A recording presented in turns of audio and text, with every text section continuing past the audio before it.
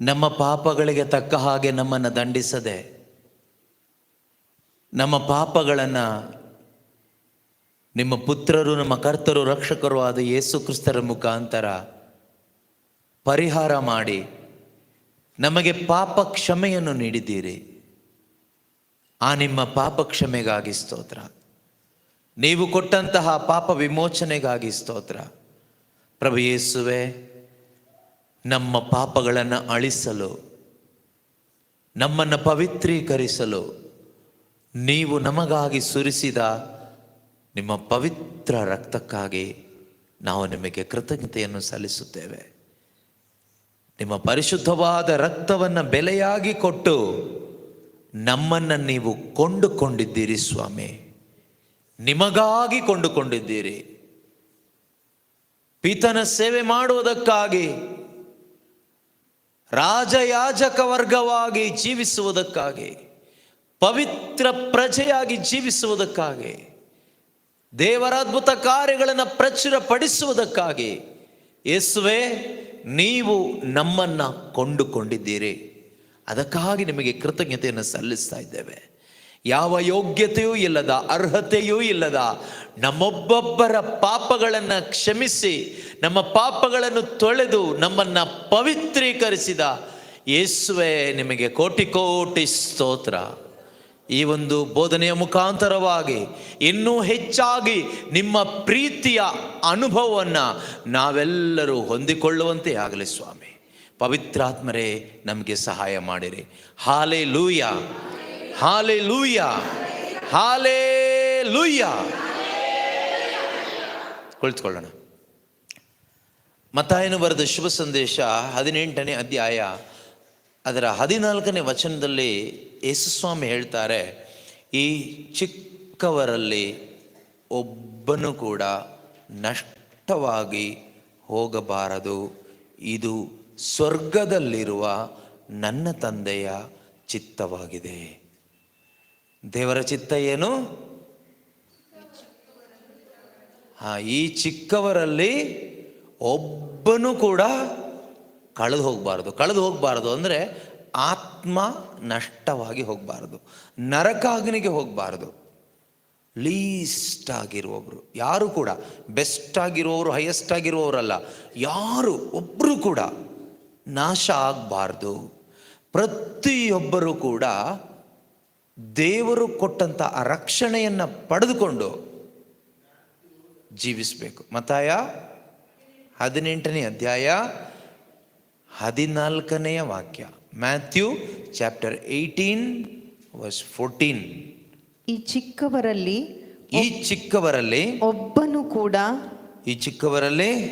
ಒಬ್ಬನು ಕೂಡ ಕಳೆದು ಹೋಗಬಾರದು.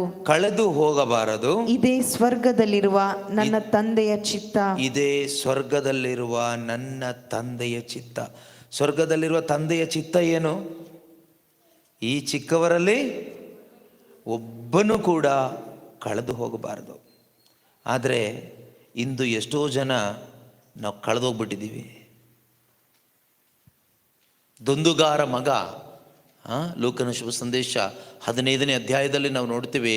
ದುಂದುಗಾರ ಮಗ ಮರಳಿ ಬಂದಾಗ ಅವರಪ್ಪ ಹೇಳುವ ಒಂದು ಮಾತಿದೆ, ಇವನು ಕಳೆದು ಹೋಗಿದ್ದ, ಈಗ ಸಿಕ್ಕಿದ್ದಾನೆ.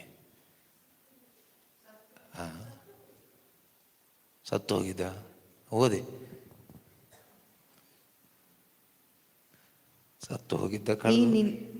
ಈ ನಿನ್ನ ತಮ್ಮ ನಮ್ಮ ಪಾಲಿಗೆ ಸತ್ತು ಹೋಗಿದ್ದ, ಈಗ ಬದುಕಿ ಬಂದಿದ್ದಾನೆ. ತಪ್ಪಿ ಹೋಗಿದ್ದ, ಈಗ ಸಿಕ್ಕಿದ್ದಾನೆ. ತಪ್ಪಿ ಹೋಗಿದ್ದ, ಹಿ ವಾಸ್ ಲಾಸ್ಟ್ ಅಂದರೆ ಕಳೆದು ಹೋಗಿದ್ದ, ತಪ್ಪಿ ಹೋಗಿದ್ದ ಅಂತಾನೆ ಅರ್ಥ. ಅವನು ತಪ್ಪಿ ಹೋಗಿದ್ದ, but now he is found. ಈಗ ಸಿಕ್ತು, ಈಗ ಸಿಕ್ಕಿದ. ತಪ್ಪಿ ಹೋಗಿದ್ದ, ಕಳೆದು ಹೋಗಿದ್ದ. ಯೇಸುಸ್ವಾಮಿ ಹೇಳ್ತಾರೆ, ಈ ಚಿಕ್ಕವರಲ್ಲಿ ಒಬ್ಬನು ಕೂಡ ಕಳೆದು ಹೋಗಬಾರದು ಅಂತ. ಅಲ್ಲಿ ತಂದೆ ಹೇಳ್ತಾರೆ, ಈ ಮಗ ಅಥವಾ ಆ ದುಂದುಗಾರ ಮಗನ ಅಣ್ಣನಿಗೆ ಹೇಳ್ತಾನೆ, ಈ ನಿನ್ನ ತಮ್ಮ ಸತ್ತು ಹೋಗಿದ್ದ ಅಥವಾ ಕಳೆದು ಹೋಗಿದ್ದ, ಈಗ ಸಿಕ್ಕಿದ್ದಾನೆ. ಹಾಗಾದರೆ ದೇವರ ದೃಷ್ಟಿಯಲ್ಲಿ ಕಳೆದು ಹೋಗೋದು ಅಂದರೆ ಒಬ್ಬ ಮನುಷ್ಯ ದೇವರಿಂದ ದೂರವಾಗಿ ಜೀವಿಸುವುದೇ ಕಳೆದು ಹೋಗೋದು. ದೇವರಿಂದ ಬೇರ್ಪಟ್ಟು ಜೀವಿಸುವ ಜೀವನವೇ ಕಳೆದು ಹೋಗೋದು ದೇವರ ದೃಷ್ಟಿನಲ್ಲಿ. ಆದರೆ ದೇವರು ಎಷ್ಟು ಒಳ್ಳೆಯವರು ಅಂದರೆ, ಕಳೆದು ಹೋದ, ನಷ್ಟಪಟ್ಟು ಹೋದ ಪ್ರತಿಯೊಬ್ಬರನ್ನು ಹುಡುಕಿಕೊಂಡು ದೇವರು ಬಂದರು ಈ ಭೂಮಿಗೆ. ಅನೇಕ ಉದಾಹರಣೆಗಳ ಮುಖಾಂತರ ದೇವರು ಹೇಳ್ತಾರೆ. ಆ ಕುರಿಯ ಒಂದು ಕುರುಬ ಮತ್ತು ಕುರಿಮರಿಯ ಉದಾಹರಣೆಯಲ್ಲಿ ಅವರು ಹೇಳ್ತಾರೆ, ಒಬ್ಬನಿಗೆ 100 ಕುರಿಗಳಿತ್ತು, ಅದರಲ್ಲಿ ಒಂದೇ ಒಂದು ಕುರಿ ಕಳೆದು ಹೋಯಿತು. ಒಂದು ಕುರಿ ಕಳೆದು ಹೋಯಿತು. ಆದರೆ ಆ ಒಳ್ಳೆ ಕುರುಬ ಏನು ಮಾಡ್ತಾನೆ, 99 ಕುರಿಗಳನ್ನು ಅಲ್ಲೇ ಬಿಟ್ಟು ಕಾಣದೆ ಹೋದ ಆ ಒಂದು ಕುರಿಮರಿಯನ್ನು ಹುಡುಕಿಕೊಂಡು ಹೋಗ್ತಾನೆ. ಆದರೆ ಎಲ್ಲಿವರೆಗೂ ಹುಡುಕ್ತಾನೆ ಅಂದರೆ, ಆ ಕುರಿಮರಿ ಸಿಗುವ ತನಕ ಹುಡುಕ್ತಾನೆ. ಆ ಕುರಿಮರಿ ಸಿಕ್ಕಿದಾಗ ಆ ಕುರುಬನಿಗೆ ಆದಂಥ ಸಂತೋಷ, ಆ ಕುರಿಮರಿಯನ್ನು ಎತ್ತುಕೊಂಡು ಹೆಗಲ ಮೇಲೆ ಹಾಕ್ಕೊಂಡು ಬರ್ತಾನೆ. ಪ್ರೀತಿಯ ಸಹೋದರ ಸಹೋದರಿಯರೇ, ಈ ಕಳೆದು ಹೋದ ಕುರಿಮರಿ ಯಾರು? ನಾನು ಮತ್ತು ನೀವು. ಎಲ್ಲಿ ಕಳೆದು ಹೋದ್ವಿ? ಹೇಗೆ ಕಳೆದು ಹೋದ್ವಿ? ನಾವು ಕಳೆದು ಹೋಗಿದ್ದು ಈ ಲೋಕದಲ್ಲೇ, ಲೋಕದ ಸುಖಭೋಗಗಳಲ್ಲಿ ನಾವು ಕಳೆದು ಹೋದ್ವಿ. ದುಂದುಗಾರ ಮಗ ಎಲ್ಲಿ ಕಳೆದು ಹೋದ? ಹೇಗೆ ಕಳೆದು ಹೋದ? ಹಣದ ಆಸೆಯಲ್ಲಿ, ಹಣದ ವ್ಯಾಮೋಹದಲ್ಲಿ ಅವನು ಕಳೆದು ಹೋದ. ಸ್ನೇಹಿತರ ಸಹವಾಸದಲ್ಲಿ ಅವನು ಕಳೆದು ಹೋದ. ವೇಶ್ಯರ ಸಹವಾಸದಲ್ಲಿ ವ್ಯಭಿಚಾರ ಮಾಡಿ ಅವನು ಕಳೆದು ಹೋದ. ಅನೇಕ ರೀತಿಯ ಪ್ರಾಪಂಚಿಕ ವಿಷಯಗಳಲ್ಲಿ ಮಗ್ನನಾಗಿ ಅವನು ಕಳೆದು ಹೋದ. ಆ ರೀತಿ ಕಳೆದು ಹೋದವರು ನಮ್ಮಲ್ಲಿ ಯಾರಾದರೂ ಇದೀವಾ ಕೇಳಿದರೆ ಇದ್ದೀವಿ. ಆದರೆ ಕಳೆದು ಹೋದ ನಮ್ಮನ್ನು ಹುಡುಕಿಕೊಂಡು ಬಂದ ಒಳ್ಳೆಯ ಕುರುಬ ಯೇಸು ಸ್ವಾಮಿ. ಯಾಕೆ ದೇವರು ನಮ್ಮನ್ನು ಹುಡುಕಿಕೊಂಡು ಬಂದರು ಅಂದರೆ, ನಮ್ಮನ್ನು ಆ ಕುರಿ ಮಂದೆಗೆ ಮರಳಿ ಸೇರಿಸಲಿಕ್ಕೆ. ನಷ್ಟಪಟ್ಟು ಹೋದ ನಮ್ಮೊಬ್ಬೊಬ್ಬರನ್ನು ಆ ಕುರಿ ಮಂದೆಗೆ ಮರಳಿ ಸೇರಿಸಲಿಕ್ಕೆ. ಏನು ಸಿಗುತ್ತೆ ಅಲ್ಲಿ ನಿಜವಾದ ಪ್ರೀತಿ ಸಿಗುತ್ತೆ, ಅಲ್ಲಿ ನಿಜವಾದ ಒಂದು ಆಶೀರ್ವಾದ ಸಿಗುತ್ತೆ.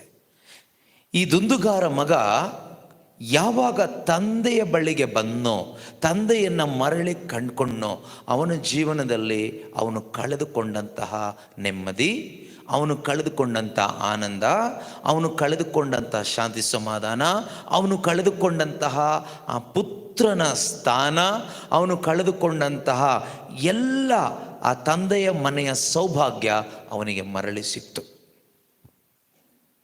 ಯಾವಾಗ? ಅವನು ಮರಳಿ ಬಂದಾಗ, ಅವನು ತಿರುಗಿ ಬಂದಾಗ. When he repented and came back to his father's house, ಅವನು ಮಾನಸಾಂತರ ಪಟ್ಟು ಮರಳಿ ಬಂದಾಗ ಆ ತಂದೆಯ ಮನೆಯಲ್ಲಿ ಇದ್ದಂತಹ ಎಲ್ಲ ಸೌಭಾಗ್ಯವನ್ನು ಅನುಭವಿಸ್ಲಿಕ್ಕಾಯಿತು. ಪ್ರೀತಿಯ ಸಹೋದರ ಸಹೋದರಿಯರೇ, ನಮ್ಮ ಸ್ವರ್ಗೀಯ ತಂದೆ, ಪರಲೋಕ ತಂದೆಯ ಆ ಸೌಭಾಗ್ಯವನ್ನು ಇವತ್ತು ನಾವು ಅನುಭವಿಸ್ತಾ ಇದ್ದೀವಾ? ಹಲೋ, ಆ ಪರಲೋಕ ತಂದೆ ಪ್ರಾರ್ಥನೆ ನಾವು ಮಾಡ್ತೀವಲ್ವಾ? ದೇವರನ್ನ ಏನಂತ ಕರೆದು ಪ್ರಾರ್ಥನೆ ಮಾಡ್ತೀವಿ? ಸ್ವರ್ಗದಲ್ಲಿರುವ ಅಥವಾ ಪರಲೋಕದಲ್ಲಿರುವ ನಮ್ಮ ತಂದೆಯೇ ಅಂತ ಪ್ರಾರ್ಥಿಸ್ತೀವಿ ಅಲ್ವಾ? ಆ ಸ್ವರ್ಗದಲ್ಲಿ ಇರುವ ಆ ಸಂಪತ್ತು, ಅಪ್ಪನ ಮನೆಯ ಸೊತ್ತು ಏನಿದೆಯೋ ಅದನ್ನು ಮಕ್ಕಳಾದ ನಾವು ಅನುಭವಿಸ್ತಾ ಇದ್ದೀವಾ? ನಿಮ್ಮನ್ನೆಲ್ಲ ನೋಡಿದರೆ ತುಂಬ ಅನುಭವಿಸ್ತಾ ಇರೋ ಥರ ಕಾಣಿಸ್ತಾ ಇದ್ದೀರಾ. ಅನುಭವಿಸಿ ಅನುಭವಿಸಿ ಅನುಭವಿಸಿ ಇನ್ನು ಅನುಭವ ಇಟ್ಕೊಳ್ಳಿಕ್ಕಾಗದೆ ಇರೋರ ಥರ ಕಾಣಿಸ್ಕೊಳ್ತಾ ಇದ್ದೀರಾ. ಅಷ್ಟು ತುಂಬಿ ತುಳುಕ್ತಾ ಇದೆ. ಸ್ವರ್ಗ ರಾಜ್ಯದ ಸೌಭಾಗ್ಯ ನಿಮ್ಮ ಮನದಲ್ಲಿ, ನಿಮ್ಮ ಹೃದಯದಲ್ಲಿ, ನಿಮ್ಮ ಜೀವನದಲ್ಲಿ ತುಂಬಿ ತುಳುಕೋದು ಕಾಣಿಸ್ತಾ ಇದೆ. Praise the Lord. ನಿಮಗೆ ಕಾಣಿಸ್ತಾ ಇದೆಯಾ? ನಿಮ್ಮ ಕಣ್ಣು ಸರಿ ಇಲ್ಲ, ಸೊ ಅದಕ್ಕೆ ಕಾಣಿಸ್ತಾ ಇಲ್ಲ. ನನ್ನ ಕಣ್ಣು ಸರಿ ಇದೆ, ನನಗೆ ಕಾಣಿಸ್ತಾ ಇದೆ. ಎನಿವೆ, ಹಾಗೇ ಆಗಲಿ ಅಲ್ವಾ? ಹಾಗೇ ಆಗಲಿ. Praise the Lord. ಹಾಲೆಲೂಯಾ. ಯೇಸುವೇ ಸ್ತೋತ್ರ, ಯೇಸುವೇ ವಂದನೆ. ಪ್ರೀತಿಯ ಸಹೋದರ ಸಹೋದರಿಯರೇ, ಈ ಸೌಭಾಗ್ಯ ನಾವು ಅನುಭವಿಸಬೇಕು. ಸ್ವರ್ಗ ರಾಜ್ಯದ ಸೌಭಾಗ್ಯ ಇದು ನಿಮಗೆ ಹೇಳಿದರೆ ಅಷ್ಟು ಇಷ್ಟ ಆಗೋದಿಲ್ಲ. ಅದು ನಿಮಗೆ ಇಷ್ಟ ನೋಡ್ತಾ ಕೂತ್ಕೊಂಡ್ರೆ ಕೆಲಸ ಆಗೋದಿಲ್ಲ. ನಿಮ್ಮ ಇಷ್ಟ ನೋಡಿದ್ರೆ ನಾನಿಲ್ಲಿ ನಿಂತ್ಕೊಂಡು ಟೈಮ್ ವೇಸ್ಟ್ ಮಾಡ್ದಂಗೆ ಆಗುತ್ತೆ. ಅದರಿಂದ ನಿಮ್ಮ ಇಷ್ಟ ನೋಡೋದು ಬೇಡ, ನಿಮ್ಗೆ ಒಳ್ಳೇದೇನು ಅದನ್ನು ಮಾತ್ರ ನೋಡೋಣ. ಎಫೆಸರಿಗೆ ಬರೆದ ಪತ್ರಿಕೆ 1ನೇ ಅಧ್ಯಾಯದಲ್ಲಿ 3ರಿಂದ ಎಫೆಸರಿಗೆ ಬರೆದ ಪತ್ರಿಕೆ 1ನೇ ಅಧ್ಯಾಯದಲ್ಲಿ 3ರಿಂದ 14ರವರೆಗೆ ಇರುವ ವಾಕ್ಯಗಳು. ಈಗ ಓದೋದು ಬೇಡ, ಜಸ್ಟ್ ನೋಟ್ ಮಾಡ್ಕೊಳ್ಳಿ. ಎಫಿಷಿಯನ್ಸ್ ಚಾಪ್ಟರ್ 1 ವರ್ಸಸ್ 3 ಅಥವಾ 4 ಅಲ್ಲಿಂದ ತಗೊಂಡ್ರು ಸಾಕು. 3ಇಂದನೇ ತಗೊಳ್ಳೋಣ. 3 to 14, 3ರಿಂದ 14ರವರೆಗಿರುವ ವಾಕ್ಯಗಳಲ್ಲಿ ತಂದೆಯ ಮನೆಯ ಸೊತ್ತು ಅಥವಾ ಸಂಪತ್ತು, ಸೌಭಾಗ್ಯ, ಆಶೀರ್ವಾದ ಏನೆಲ್ಲ ಇದೆಯೋ ಅಲ್ಲಿ ಬರೆದಿದ್ದಾರೆ ದೇವರು. ನೀವು ಸ್ವರ್ಗದಲ್ಲಿರುವ ನಮ್ಮ ತಂದೆಯೇ ಅಂತ ಕರಿತೀರಲ್ವಾ, ಪ್ರಾರ್ಥಿಸ್ತೀರಲ್ವಾ, ಆ ತಂದೆಯ ಮನೆಯ ಸೊತ್ತು, ಸೌಭಾಗ್ಯ, ಆಶೀರ್ವಾದ ಏನೆಲ್ಲ ಇದೆಯೋ ಸಂತ ಪೌಲರು ಎಫೆಸದವರಿಗೆ ಬರೆದ ಪತ್ರಿಕೆ ಅಧ್ಯಾಯ 1 ವಾಕ್ಯ 3ರಿಂದ 14ರವರೆಗಿರುವ ವಾಕ್ಯಗಳಲ್ಲಿ ಅನೇಕ ಸೌಭಾಗ್ಯವನ್ನು ಅಲ್ಲಿ ಬರೆದಿಟ್ಟಿದ್ದಾರೆ. ಅದಲ್ಲದೆ ಬೇರೇನೂ ಇದೆ, ಮ್ಯಾಕ್ಸಿಮಮ್ ಅಲ್ಲಿ ಬರೆದಿಟ್ಟಿದ್ದಾರೆ. ಅತ್ಯುತ್ತಮವಾದ ದಿ ಬೆಸ್ಟ್ ಅಂತ ಹೇಳ್ತೀವಲ್ವಾ, ದಿ ಬೆಸ್ಟ್ ಬ್ಲೆಸ್ಸಿಂಗ್ ಅಲ್ಲಿ ಬರೆದಿಟ್ಟಿದ್ದಾರೆ. ಅದಲ್ಲದೆ ಇನ್ನೂ ಆಶೀರ್ವಾದಗಳಿದೆ. ಆದರೆ ಪ್ರೀತಿಯ ಸಹೋದರ ಸಹೋದರಿಯರೇ, ಅಲ್ಲಿ ಬರೆದಿಟ್ಟಿರುವ ಆ ಸೌಭಾಗ್ಯ ಇವತ್ತು ಎಷ್ಟೋ ಜನ ಕ್ರೈಸ್ತರು ಅನುಭವಿಸ್ತಾ ಇಲ್ಲ. ಎಷ್ಟೋ ಜನ Christians are not experiencing those spiritual blessing of God. ಈ ಆಧ್ಯಾತ್ಮಿಕ ಆಶೀರ್ವಾದಗಳನ್ನು ಎಷ್ಟೋ ಕ್ರೈಸ್ತ ವಿಶ್ವಾಸಿಗಳು ಇವತ್ತು ಅನುಭವಿಸ್ತಾ ಇಲ್ಲ. ಆದ್ರಿಂದಾನೇ ನಾವು ಕ್ರೈಸ್ತರಾಗಿದ್ದರೂ ಕೂಡ ನಮ್ಮ ಜೀವಿತದಲ್ಲಿ ಶಾಂತಿ ಇಲ್ಲ, ನೆಮ್ಮದಿ ಇಲ್ಲ, ಸಂತೋಷ ಇಲ್ಲ, ಆನಂದ ಇಲ್ಲ, ಒಂದು ಉತ್ಸಾಹ ಇಲ್ಲ. ದೇವರಿಗಾಗಿ ಬದುಕಬೇಕು ಅನ್ನೋ ಪ್ಯಾಷನ್, ಒಂದು ಉತ್ತೇಜನ ಒಳಗಡೆ ಇಲ್ಲ. ಬೇರೆ ಬೇರೆ ಉತ್ತೇಜನ ಇದೆ ಒಳಗಡೆ. ದೇವರಿಗಾಗಿ ಬದುಕಬೇಕು, ಶುಭ ಸಂದೇಶ ಸಾರಬೇಕು, ಯೇಸು ಬಗ್ಗೆ ಬೋಧನೆ ಮಾಡಬೇಕು, ಯೇಸು ಬಗ್ಗೆ ಸಿಕ್ಕವ್ರಿಗೆ ಹೇಳಬೇಕು, ಯಾರಾದರೂ ಹೋಗ್ತಾ ಇದ್ರೆ ಹಿಡಿದು ಬಿಟ್ಟು ಹೇಳಬೇಕು, ಎಲ್ರಿಗೂ ಯೇಸುನ ಕೊಡಬೇಕು. ಈ ಒಂದು ಪ್ಯಾಷನ್ ನಮ್ಮ ಒಳಗಡೆ ಇಲ್ಲ. ಕಾರಣ ಏನು ಅಂದರೆ ಆ ಆಧ್ಯಾತ್ಮಿಕ ಆಶೀರ್ವಾದಗಳು ನಮ್ಮೊಳಗಡೆ ನಾವು ಇನ್ನೂ ಸ್ವೀಕಾರ ಮಾಡಿಲ್ಲ, ಅದು ನಮ್ಮಲ್ಲಿ ಅನುಭವ ಆಗಿಲ್ಲ. ಯಾವಾಗ ಈ ಸ್ವರ್ಗೀಯ ಆಶೀರ್ವಾದಗಳು ನಮ್ಮೊಳಗಡೆ ಅನುಭವ ಆಗುತ್ತೋ ಪ್ರೀತಿಯ ಸಹೋದರ ಸಹೋದರಿಯರೇ, ಆಗ ನಮ್ಮ ಒಳಗಡೆ ಒಂದು ಪ್ಯಾಷನ್ ಬರುತ್ತೆ, ಒಂದು ಇಷ್ಟ ಬರುತ್ತೆ. ಯಾವುದಕ್ಕಾಗಿ ಇಷ್ಟ ಗೊತ್ತಾ? ಶುಭ ಸಂದೇಶಕ್ಕಾಗಿ, ಯೇಸುವಿಗಾಗಿ ಜೀವಿಸುವ ಒಂದು ಇಷ್ಟ ನಮ್ಮೊಳಗಡೆ ಬರುತ್ತೆ. ಈಗ ನಮಗೆ ಇಷ್ಟ ಬೇರೆ, ನಮಗೆ ತುಂಬ ಇಷ್ಟ ಇದೆ. ನನಗೆ ಇದಿಷ್ಟ, ನನಗದಿಷ್ಟ, ನನಗೆ ಅದು ಮಾಡಬೇಕು ಅಂತ ಇಷ್ಟ, ನನಗಿದಾಗಬೇಕು ಅಂತ ಇಷ್ಟ, ನನಗೆ ಅಲ್ಲಿ ಹೋಗಬೇಕು ಅಂತ ಇಷ್ಟ, ನನಗೆ ಅವ್ರು ಬರಬೇಕು ಅಂತ ಇಷ್ಟ, ಇವ್ರ ಜೊತೆಗೆ ಇರಬೇಕು ಅಂತ ಇಷ್ಟ. ಸುಮಾರು ಇಷ್ಟಗಳು ನಮಗಿದೆ. ಇದೆಯಾ? ನಿಮಗೆಲ್ಲ ಏನಾದರೂ ಇಷ್ಟ ಇದೆಯಾ? ಅಜ್ಜಿ, ನಿಮಗೇನಿಷ್ಟ?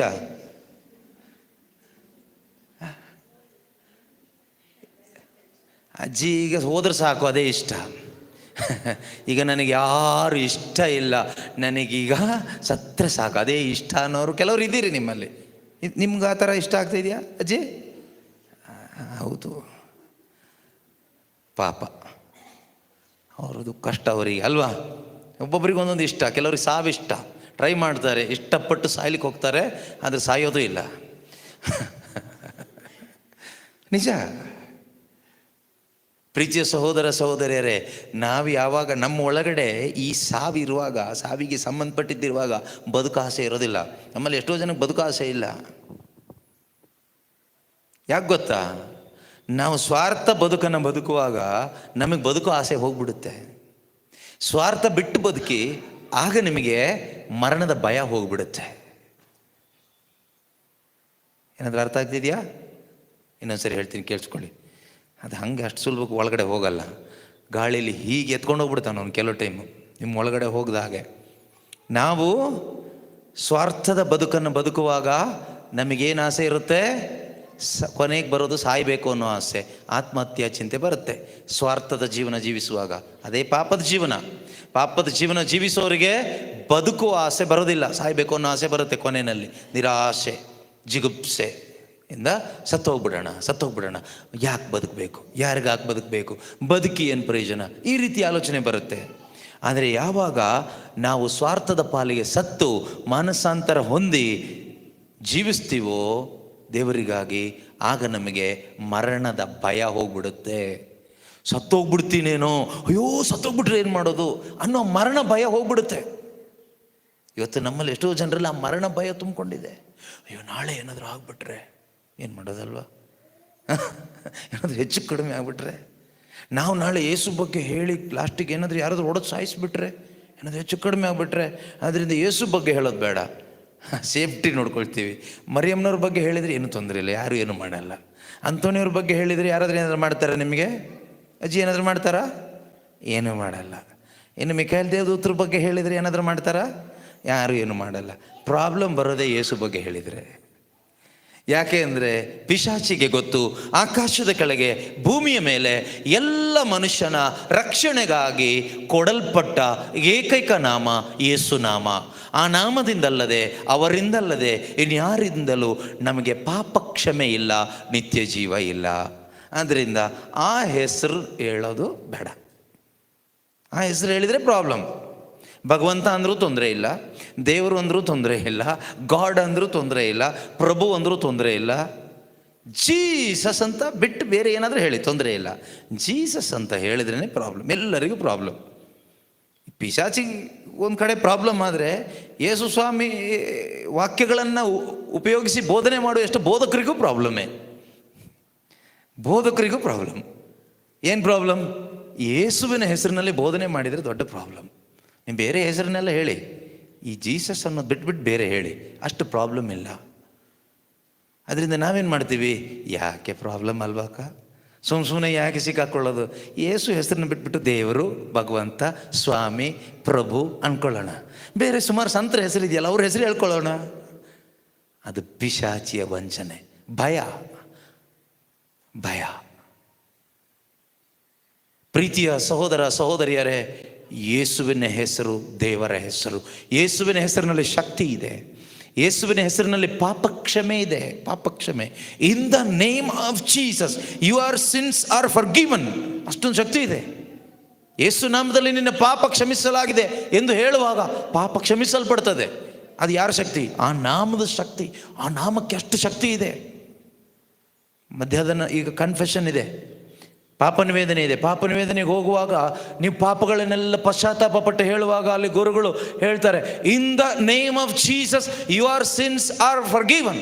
ಯೇಸು ಕ್ರಿಸ್ತರ ನಾಮದಲ್ಲಿ ನಿನ್ನ ಪಾಪಗಳು ಕ್ಷಮಿಸಲಾಗಿದೆ ಅಂತ ಹೇಳುವಾಗ ಪಾಪ ಕ್ಷಮೆ ಎಲ್ಲಿಂದ ಬರುತ್ತೆ? ಆ ನಾಮದಿಂದ. ಆ ನಾಮ ಯಾರು? ಯೇಸು.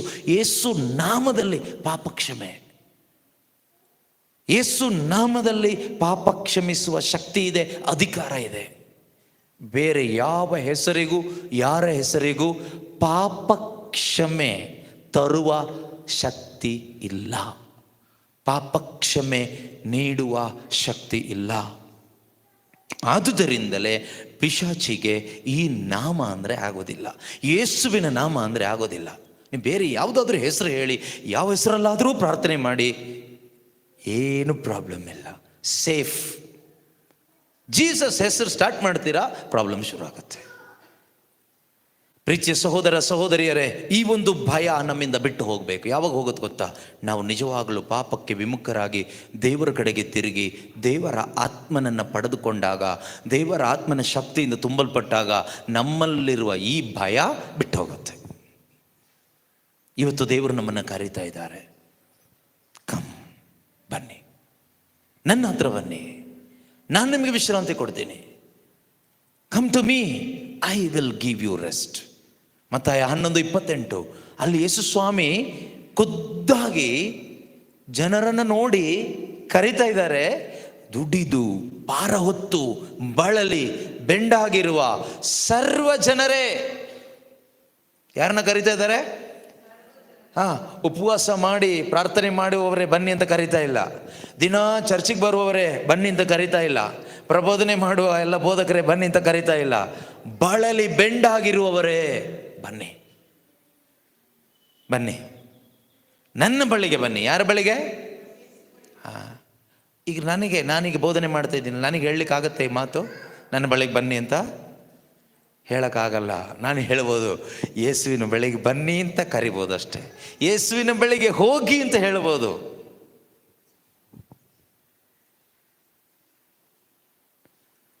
ಸ್ನಾನಿಕ ಯೋಹಾನರ ಹತ್ರ ಅವ್ರ ಶಿಷ್ಯರು ಬಂದು ಕಂಪ್ಲೇಂಟ್ ಮಾಡಿದರು. ಜಾನ್ ದಿ ಬ್ಯಾಪ್ಟಿಸ್ಟ್, ಯೇಸು ಸ್ವಾಮಿಗೆ ಸ್ನಾನ ದೀಕ್ಷೆ ಕೊಟ್ರಲ್ಲ, ಬ್ಯಾಪ್ಟಿಸಮ್ ಕೊಟ್ರಲ್ಲ ಅವರು, ಜೀಸಸ್ ಕಸಿನ್. ಅವ್ರ ಹತ್ರ ಹೋಗಿ ಕೆಲವರು ಅವರ ಶಿಷ್ಯರು ಕಂಪ್ಲೇಂಟ್ ಮಾಡಿದರು, ಎಲ್ಲ ಜೀಸಸ್ ಹತ್ರ ಹೋಗ್ತಾ ಇದ್ದಾರೆ, ನಿಮ್ಮ ಹತ್ರ ಬಿಟ್ಬಿಟ್ಟು, ನಿಮ್ಮ ಪ್ರೇಯರ್ ಗ್ರೂಪ್ ಬಿಟ್ಬಿಟ್ಟು ಯೇಸು ಪ್ರೇಯರ್ ಗ್ರೂಪಿಗೆ ಹೋಗ್ತಾ ಇದ್ದಾರೆ.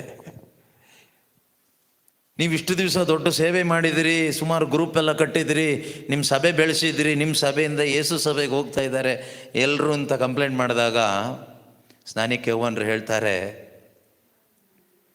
ಏನಂತೆ, ಹೋಗಬೇಕಾಗಿರೋದು ಅಲ್ಲಿಗೇನೆ ಎಲ್ಲರೂ. ಲಾಸ್ಟಿಗೆ ಅವ್ರನ್ನ ತೋರಿಸಿ ಹೇಳ್ತಾರೆ, ಈಗೋ ನೋಡಿ ಬಲಿ ಅರ್ಪಣೆಗಾಗಿ ದೇವರು ನೇಮಿಸಿರೋ ಕುರಿಮರಿ, ಹೋಗಿ ಅವ್ರ ಬಳಿಗೆ, ಅವರೇ ನಿಜವಾದ ಮದುಮಗ, ನೀವು ಅವರಿಗೆ ಸೇರಿದವರು, ಮದುಮಗಳು ಮದುಮಗನಿಗೆ ಸೇರಿದವಳು. ಸೊ ಮದುಮಗಳು ಮದುಮಗನ ಹಿಂದೆ ಹೋಗಬೇಕು, ಮದುಮಗನ ಫ್ರೆಂಡ್ಸಿನ ಹಿಂದೆ ಬರೋದಲ್ಲ. ನಾನು ಅವನ ಫ್ರೆಂಡ್ ಅಷ್ಟೇನೆ, ಯೇಸು ಹಿಂದೆನೇ ಹೋಗಲಿ, ಅಲ್ಲೇ ಹೋಗಬೇಕಾಗಿರೋದೆಲ್ಲರೂ, ಅಲ್ಲೇ ಸೇರಬೇಕಾಗಿರೋದೆಲ್ಲರೂ, ಇಲ್ಲಿರೋದಲ್ಲ. ಪ್ರೀತಿಯ ಸಹೋದರ ಸಹೋದರಿಯರೇ, ಅಲ್ಲಿ ಹೋಗಬೇಕು. ಆ ಯೇಸುವನ್ನೇ ಕರಿತಾ ಇದ್ದಾರೆ ಇಲ್ಲಿ ಮತ್ತಾಯ 11:28 ಆ ವಾಕ್ಯ ಓದಿ ನೋಡೋಣ ಜೋರಾಗಿ. ದುಡಿದು ಭಾರ ಹೊತ್ತು ಬಳಲಿ ಬೆಂಡಾಗಿರುವ ಸರ್ವ ಜನರೇ, ಕೆಲವು ಜನರೇ ಅಲ್ಲ, ಸರ್ವ ಜನರೇ, ಎಲ್ಲಾ ಜನರೇ, ನೀವೆಲ್ಲರೂ ನನ್ನ ಬಳಿಗೆ ಬನ್ನಿರಿ, ನೀವೆಲ್ಲರೂ ನನ್ನ ಬಳಿಗೆ ಬನ್ನಿರಿ, ನಾನು ನಿಮಗೆ ವಿಶ್ರಾಂತಿ ಕೊಡುತ್ತೇನೆ, ನಾನು ನಿಮಗೆ ವಿಶ್ರಾಂತಿ ಕೊಡುತ್ತೇನೆ. Hallelujah, hallelujah. ಈ ಪ್ರಪಂಚದಲ್ಲಿ ಈ ಮಾತನ್ನ ಹೇಳಲಿಕ್ಕೆ ಅಧಿಕಾರ, ಶಕ್ತಿ, ಯೋಗ್ಯತೆ ಉಳ್ಳವರು ಒಬ್ಬನೂ ಇಲ್ಲ. ಯಾಕೆ ಹಾಗೆ ಹೇಳ್ತಾ ಇದ್ದೀನಿ ಅಂದರೆ, ಒಂದು ವೇಳೆ ಹೇಳಿದ್ರು ಅಂತ ಇಟ್ಕೊಳ್ಳಿ, ನಾನೇ ಹೇಳಿದೆ ಅಂತ ಇಟ್ಕೊಳ್ಳಿ, ನನ್ನ ಕೈಲದು ಮಾಡೋಕ್ಕಾಗಲ್ಲ. ಯಾಕಂದ್ರೆ ನಿಮ್ಮ ಹೊರೆ ಹೊತ್ಕೊಳ್ಳಿಕ್ಕೆ ನನಗಾಗೋದಿಲ್ಲ. ಯಾವ ಹೊರೆ? ನಿಮ್ಮ ತಲೆ ಮೇಲೆ ಏನಾದರೂ ಹೊರೆ ಇದ್ರೆ ನಾನು ಹೊತ್ಕೋಬೋದೇನೋ, ಆದರೆ ನಿಮ್ಮ ಹೃದಯದ ಒಳಗಡೆ ಇರ್ತಕ್ಕಂಥ ದುಃಖ, ನಿಮ್ಮ ಹೃದಯದ ಒಳಗಡೆ ಇರ್ತಕ್ಕಂಥ ಕೋಪ, ದ್ವೇಷ, ಹಗೆತನ, ಹೊಟ್ಟೆ ಕಿಚ್ಚು, ಲೋಕದ ವ್ಯಾಮೋಹಗಳು, ಪಾಪ, ದುರಿಚ್ಛೆ, ದುಶ್ಚಟಗಳು, ಈ ಹೊರೆ, ಈ ಪಾಪದ ಹೊರೆ ಹೊತ್ಕೊಳ್ಳಿಕ್ಕೆ ನನಗಾಗಲ್ಲ. ಯಾಕಂದರೆ ನನ್ನ ಒಳಗಡೆನೆ 108 ಹೊರೆಗಳಿವೆ. ಈ ಪ್ರಪಂಚದಲ್ಲಿರೋ ಪ್ರತಿಯೊಬ್ಬ ಮನುಷ್ಯನಲ್ಲೂ ಅವನದೇ ಆದ ಹೊರೆ ಇದೆ. ಯಾವ ಹೊರೆಯೂ ಇಲ್ಲದೆ ಇರತಕ್ಕಂಥ ಏಕೈಕ ಮನುಷ್ಯ, ದೇವರು ಮನುಷ್ಯನಾಗಿ ಬಂದು ಮನುಷ್ಯನ ಮುಂದೆ ನಿಂತು ಹೇಳ್ತಾರೆ, ಕಮ್ ಟು ಮೀ, ಬಾ ನನ್ನ ಬಳಿಗೆ, ನಿನ್ನ ಹೊರೆ ನಾನು ಇಳಿಸ್ತೇನೆ. ನಿನ್ನ ಹೊರೆ, ನಿನ್ನ ಮೇಲೊಂದು ಹೊರೆ ಇದೆ. ಯಾಕೆ ನಮಗೆ ನಗ್ಲಿಕ್ಕಾಗ್ತಾ ಇಲ್ಲ ಗೊತ್ತಾ? ನಿನ್ನ ಮೇಲೆ ಹೊರೆ ಇದೆ. ಯಾಕೆ ನಮಗೆ ಸಂತೋಷವಾಗಿ ಬದುಕಲಿಕ್ಕಾಗ್ತಾ ಇಲ್ಲ? ಭಾರ ಇದೆ. ಯಾಕೆ ನಮಗೆ ಆನಂದ ಪಡ್ಲಿಕ್ಕಾಗ್ತಾ ಇಲ್ಲ? ಭಾರ ಇದೆ. ಯಾಕೆ ನಮಗೆ ದೇವರ ವಾಕ್ಯ ಓದ್ಲಿಕ್ಕಾಗ್ತಾ ಇಲ್ಲ? ನಿನ್ನ ಮೇಲೆ ಹೊರೆ ಇರೋದ್ರಿಂದ, ಭಾರ ಇರೋದ್ರಿಂದ. There is a weight upon you. ನಿನ್ನ ಮೇಲೆ ಹೊರೆ ಇದೆ, ಒಂದು ನಿನ್ನ ಹೃದಯದಲ್ಲಿ, ಅಂತರಂಗದಲ್ಲಿ ಹೊರೆ ಇದೆ. ನಿನಗೆ ಯಾಕೆ ದೇವರನ್ನ ಆತ್ಮದಿಂದ, ಸತ್ಯದಿಂದ ಆರಾಧನೆ ಮಾಡ್ಲಿಕ್ಕಾಗ್ತಾ ಇಲ್ಲ? ಸುಮ್ಮನೆ ಪರಮಪ್ರಸಾದದ ಮುಂದೆ ಕೂತ್ಕೊಂಡು ಹಲ್ಲೆಲೂಯಾ ಹೇಳೋದಲ್ಲ ನಾ ಹೇಳ್ತಾ ಇರೋದು. ಅದು ನೀವು ಹೇಳ್ತೀರಿ, ನಾವು ಹೇಳಿದ್ದೀವಿ, ಹೇಳೋಕ್ಕಾಗಲ್ವಾ? ಅದಲ್ಲ. ನಿಜವಾದ ಆರಾಧಕರು ಆತ್ಮದಿಂದ, ಸತ್ಯದಿಂದ ಪಿತನನ್ನು ಆರಾಧನೆ ಮಾಡಬೇಕು. ಇದು ಯಾಕಾಗ್ತಾ ಇಲ್ಲ ನಮಗೆ? ಯಾಕೆ ಎಲ್ಲರನ್ನೂ ಪ್ರೀತಿಸ್ಲಿಕ್ಕಾಗ್ತಾ ಇಲ್ಲ? ಯಾಕೆ ಎಲ್ಲರನ್ನೂ ಕ್ಷಮಿಸ್ಲಿಕ್ಕಾಗ್ತಾ ಇಲ್ಲ? ಭಾರ, ಹೊರೆ. ನನ್ನ ಒಳಗಡೆ ಈ ಭಾರ, ಈ ನೊಗ, ಈ ಹೊರೆ, ಪಾಪ ಇದು ಇರೋದ್ರಿಂದ ಪ್ರೀತಿಯ ಸಹೋದರ ಸಹೋದರಿಯರೇ, ನೆಟ್ಟಿಗೆ ನಡಿಲಿಕ್ಕಾಗ್ತಾ ಇಲ್ಲ. ಜೀವನ ಎಲ್ಲ ಬೇಜಾರಾಗ್ಬಿಟ್ಟಿದೆ. ಜೀವನಕ್ಕೆ ಗೊತ್ತು ಗುರಿ ಇಲ್ಲ. ಟೆನ್ಷನ್ ಆಗಿದೆ. ಟೆನ್ಷನ್, ಭಯ, ನೆಮ್ಮದಿ ಇಲ್ಲ. ರಾತ್ರಿ ಮಲಗಿದಾಗ ನಿದ್ದೆ ಬರ್ತಾ ಇಲ್ಲ. ಬೆಳಿಗ್ಗೆ ಎದ್ದ ತಕ್ಷಣ ಸುಸ್ತು. ರಾತ್ರಿ ನಿದ್ದೆ ಮಾಡಿಲ್ಲ ಅಂದ್ರೆ ಸುಸ್ತಾಗುತ್ತೆ. ರಾತ್ರಿ ನಿದ್ದೆ ಬರ್ತಾ ಇಲ್ಲ, ಏನು ಮಾಡೋದು? ಮಾತ್ರೆ ತಗೊಂಡ್ರೂ ನಿದ್ದೆ ಬರ್ತಾ ಇಲ್ಲ. ಅದಕ್ಕೆ ನಿದ್ದೆ ಮಾತ್ರೆ ತಗೊಂಡು ಸತ್ತೋಗೋಣ ಅಂದರೆ ಸಾಯ್ತಾನೂ ಇಲ್ಲ. ಸಾಯ್ಲಿಕ್ಕಾಗದೇ ಇದ್ದಷ್ಟು ನಮ್ಮೊಳಗಡೆ ಪಾಪದ ಶಕ್ತಿ ತುಂಬಿಕೊಂಡಿದೆ. ಬದುಕಲಿಕ್ಕೂ ಆಗ್ತಾ ಇಲ್ಲ, ಸಾಯ್ಲಿಕ್ಕೂ ಆಗ್ತಾ ಇಲ್ಲ, ನೆಮ್ಮದಿ ಇಲ್ಲ. ಎಂಥ ಜೀವನ ಅಲ್ವಾ? ಪ್ರೀತಿಯ ಸಹೋದರ ಸಹೋದರಿಯರೇ, ಈ ಭಾರ ಹೊತ್ಕೊಂಡು ಎಷ್ಟೋ ಜನ ಈ ಪ್ರಪಂಚದಲ್ಲಿ ಇವತ್ತು ನರಳಾಡ್ತಾ ಇದ್ದಾರೆ. ಆದರೆ ಕರುಣಾಮಯನಾದ ದೇವರು ಪ್ರಭು ಯೇಸು ಕ್ರಿಸ್ತರು ಆ ಜನರ ಮುಂದೆ ನಿಂತು ಹೇಳ್ತಾ ಇದ್ದಾರೆ, ಭಯಪಡಬೇಡಿ, ಭಾರ ಹೊತ್ತಿರುವವರೇ, ಬಳಲಿ ಬೆಂಡಾಗಿರುವವರೇ, ನೀವೆಲ್ಲರೂ ನನ್ನ ಬಳಿಗೆ ಬನ್ನಿ. Come to me, I will give you rest. ನಾನು ನಿಮಗೆ ವಿಶ್ರಾಂತಿ ಕೊಡ್ತೀನಿ. This is a promise of God. ದೇವರ ಒಂದು ವಾಗ್ದಾನ. ನಾನು ನಿಮಗೆ ಏನು ಕೊಡ್ತೀನಿ? ವಿಶ್ರಾಂತಿಯನ್ನು ಕೊಡ್ತೇನೆ. ನಿಮ್ಮ ಈ ಹೊರೆಯನ್ನು ನಾನು ಇಳಿಸ್ತೀನಿ, ನಿಮಗೆ ನಾನು ವಿಶ್ರಾಂತಿ ಕೊಡ್ತೀನಿ. ಯೇಸುವಿನ ಬಳಿಗೆ ಬರುವುದು ಅಂದರೆ ಅದರ ಅರ್ಥ ಮಾನಸಾಂತರ ಪಡೋದು, ಬೇರೆ ಏನೂ ಅಲ್ಲ. ಶುಭ ಸಂದೇಶದಲ್ಲಿ ವಿಶ್ವಾಸವಿಟ್ಟು ಪಾಪ ಜೀವನಕ್ಕೆ ವಿಮುಖರಾಗುವುದು, ಅದೇ ಮಾನಸಾಂತರ. ಶುಭ ಸಂದೇಶದಲ್ಲಿ ವಿಶ್ವಾಸವಿಟ್ಟು ಪಾಪ ಜೀವನಕ್ಕೆ ವಿಮುಖರಾಗಿ ದೇವರ ಕಡೆಗೆ ತಿರುಗುವುದಾಗಿದೆ ನಿಜವಾದ ಮಾನಸಾಂತರ. ಯಾರು ನಿಜವಾಗಲೂ, ಕೇಳಿಸ್ಕೊಳ್ಳಿ, ಯಾರು ನಿಜವಾಗಲೂ ಈ ಶುಭ ಸಂದೇಶದಲ್ಲಿ ವಿಶ್ವಾಸ ಇಟ್ಟು ಪಾಪಕ್ಕೆ ವಿಮುಖರಾಗಿ ದೇವರ ಕಡೆಗೆ ತಿರುಗಿಕೊಳ್ತಿರೋ ನೀವೆಲ್ಲರೂ ಯೇಸುವಿನ ಬಳಿಗೆ ಬಂದವರಾಗಿರ್ತೀರಿ. ಅದಲ್ಲದೆ ಇಲ್ಲಿ ಪರಮಪ್ರಸಾದ ಇಟ್ಟಿರ್ತಾರೆ, ಪರಮಪ್ರಸಾದದಲ್ಲಿ ಯೇಸು ಇದ್ದಾರೆ. ಯೇಸುವೆ ನಾನು ಬಂದೆ, ಈಗೋ ಬಂದೆ ನಿಮ್ಮ ಬಳಿಗೆ ಅಂತ ಓಡಿ ಹೋಗೋದಲ್ಲ ಯೇಸುವಿನ ಬಳಿಗೆ ಬರೋದು ಅಂದರೆ. ಯೇಸುವಿನ ಬಳಿಗೆ ಬರೋದು ಅಂದರೆ ದೇವರ ವಾಕ್ಯವನ್ನು ಆಲಿಸಿ ಪಾಪಕ್ಕೆ ವಿಮುಖಳಾಗಿ ದೇವರ ಕಡೆಗೆ ತಿರುಗುವ ಆ ಹೃದಯ, ಅದೇ ದೇವರ ಕಡೆಗೆ ಬರೋದು ಅಂದರೆ. ನಿಜವಾಗಲೂ ದೇವರ ಕಡೆಗೆ ನಾವು ಮರಳಿ ಬರುವಾಗ ಆ ತಂದೆಯ ಸಂಪತ್ತು, ಸ್ವರ್ಗರಾಜ್ಯದ ಸಂಪತ್ತು, ಸ್ವರ್ಗರಾಜ್ಯದ ಅನುಭವ ನಮ್ಮ ಒಳಗಡೆ ಅನುಭವಿಸ್ಬೋದು, ನಮ್ಮ ಒಳಗಡೆ ಅನುಭವಿಸ್ಲಿಕ್ಕಾಗ್ತದೆ. ಪ್ರೀತಿಯ ಸಹೋದರ ಸಹೋದರಿಯರೇ, ಆ ಸ್ವರ್ಗ ರಾಜ್ಯದ ಅನುಭವ ಇವತ್ತು ಎಷ್ಟು ಜನ ಕ್ರೈಸ್ತರು ಅನುಭವಿಸ್ತಾ ಇದ್ದೀವಿ?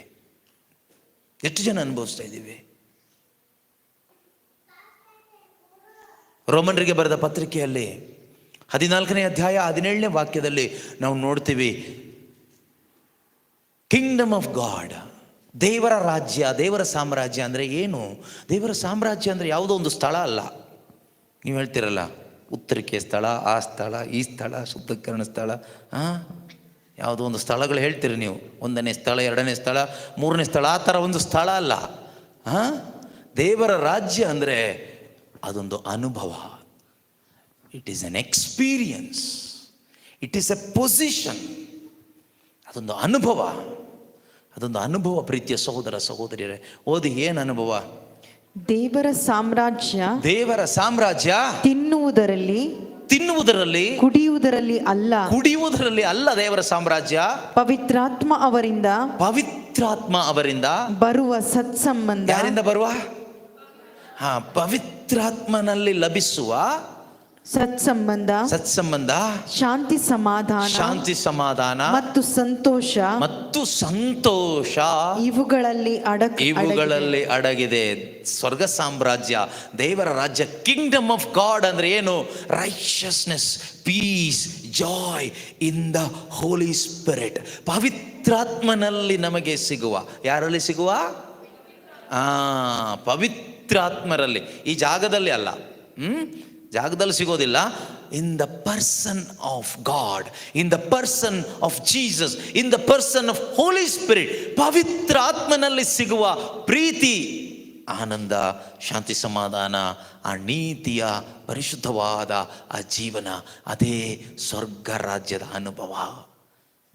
ಈ ಅನುಭವ ಎಷ್ಟೋ ಜನರಿಗೆ ಇವತ್ತಿಲ್ಲ ಪಾಪ.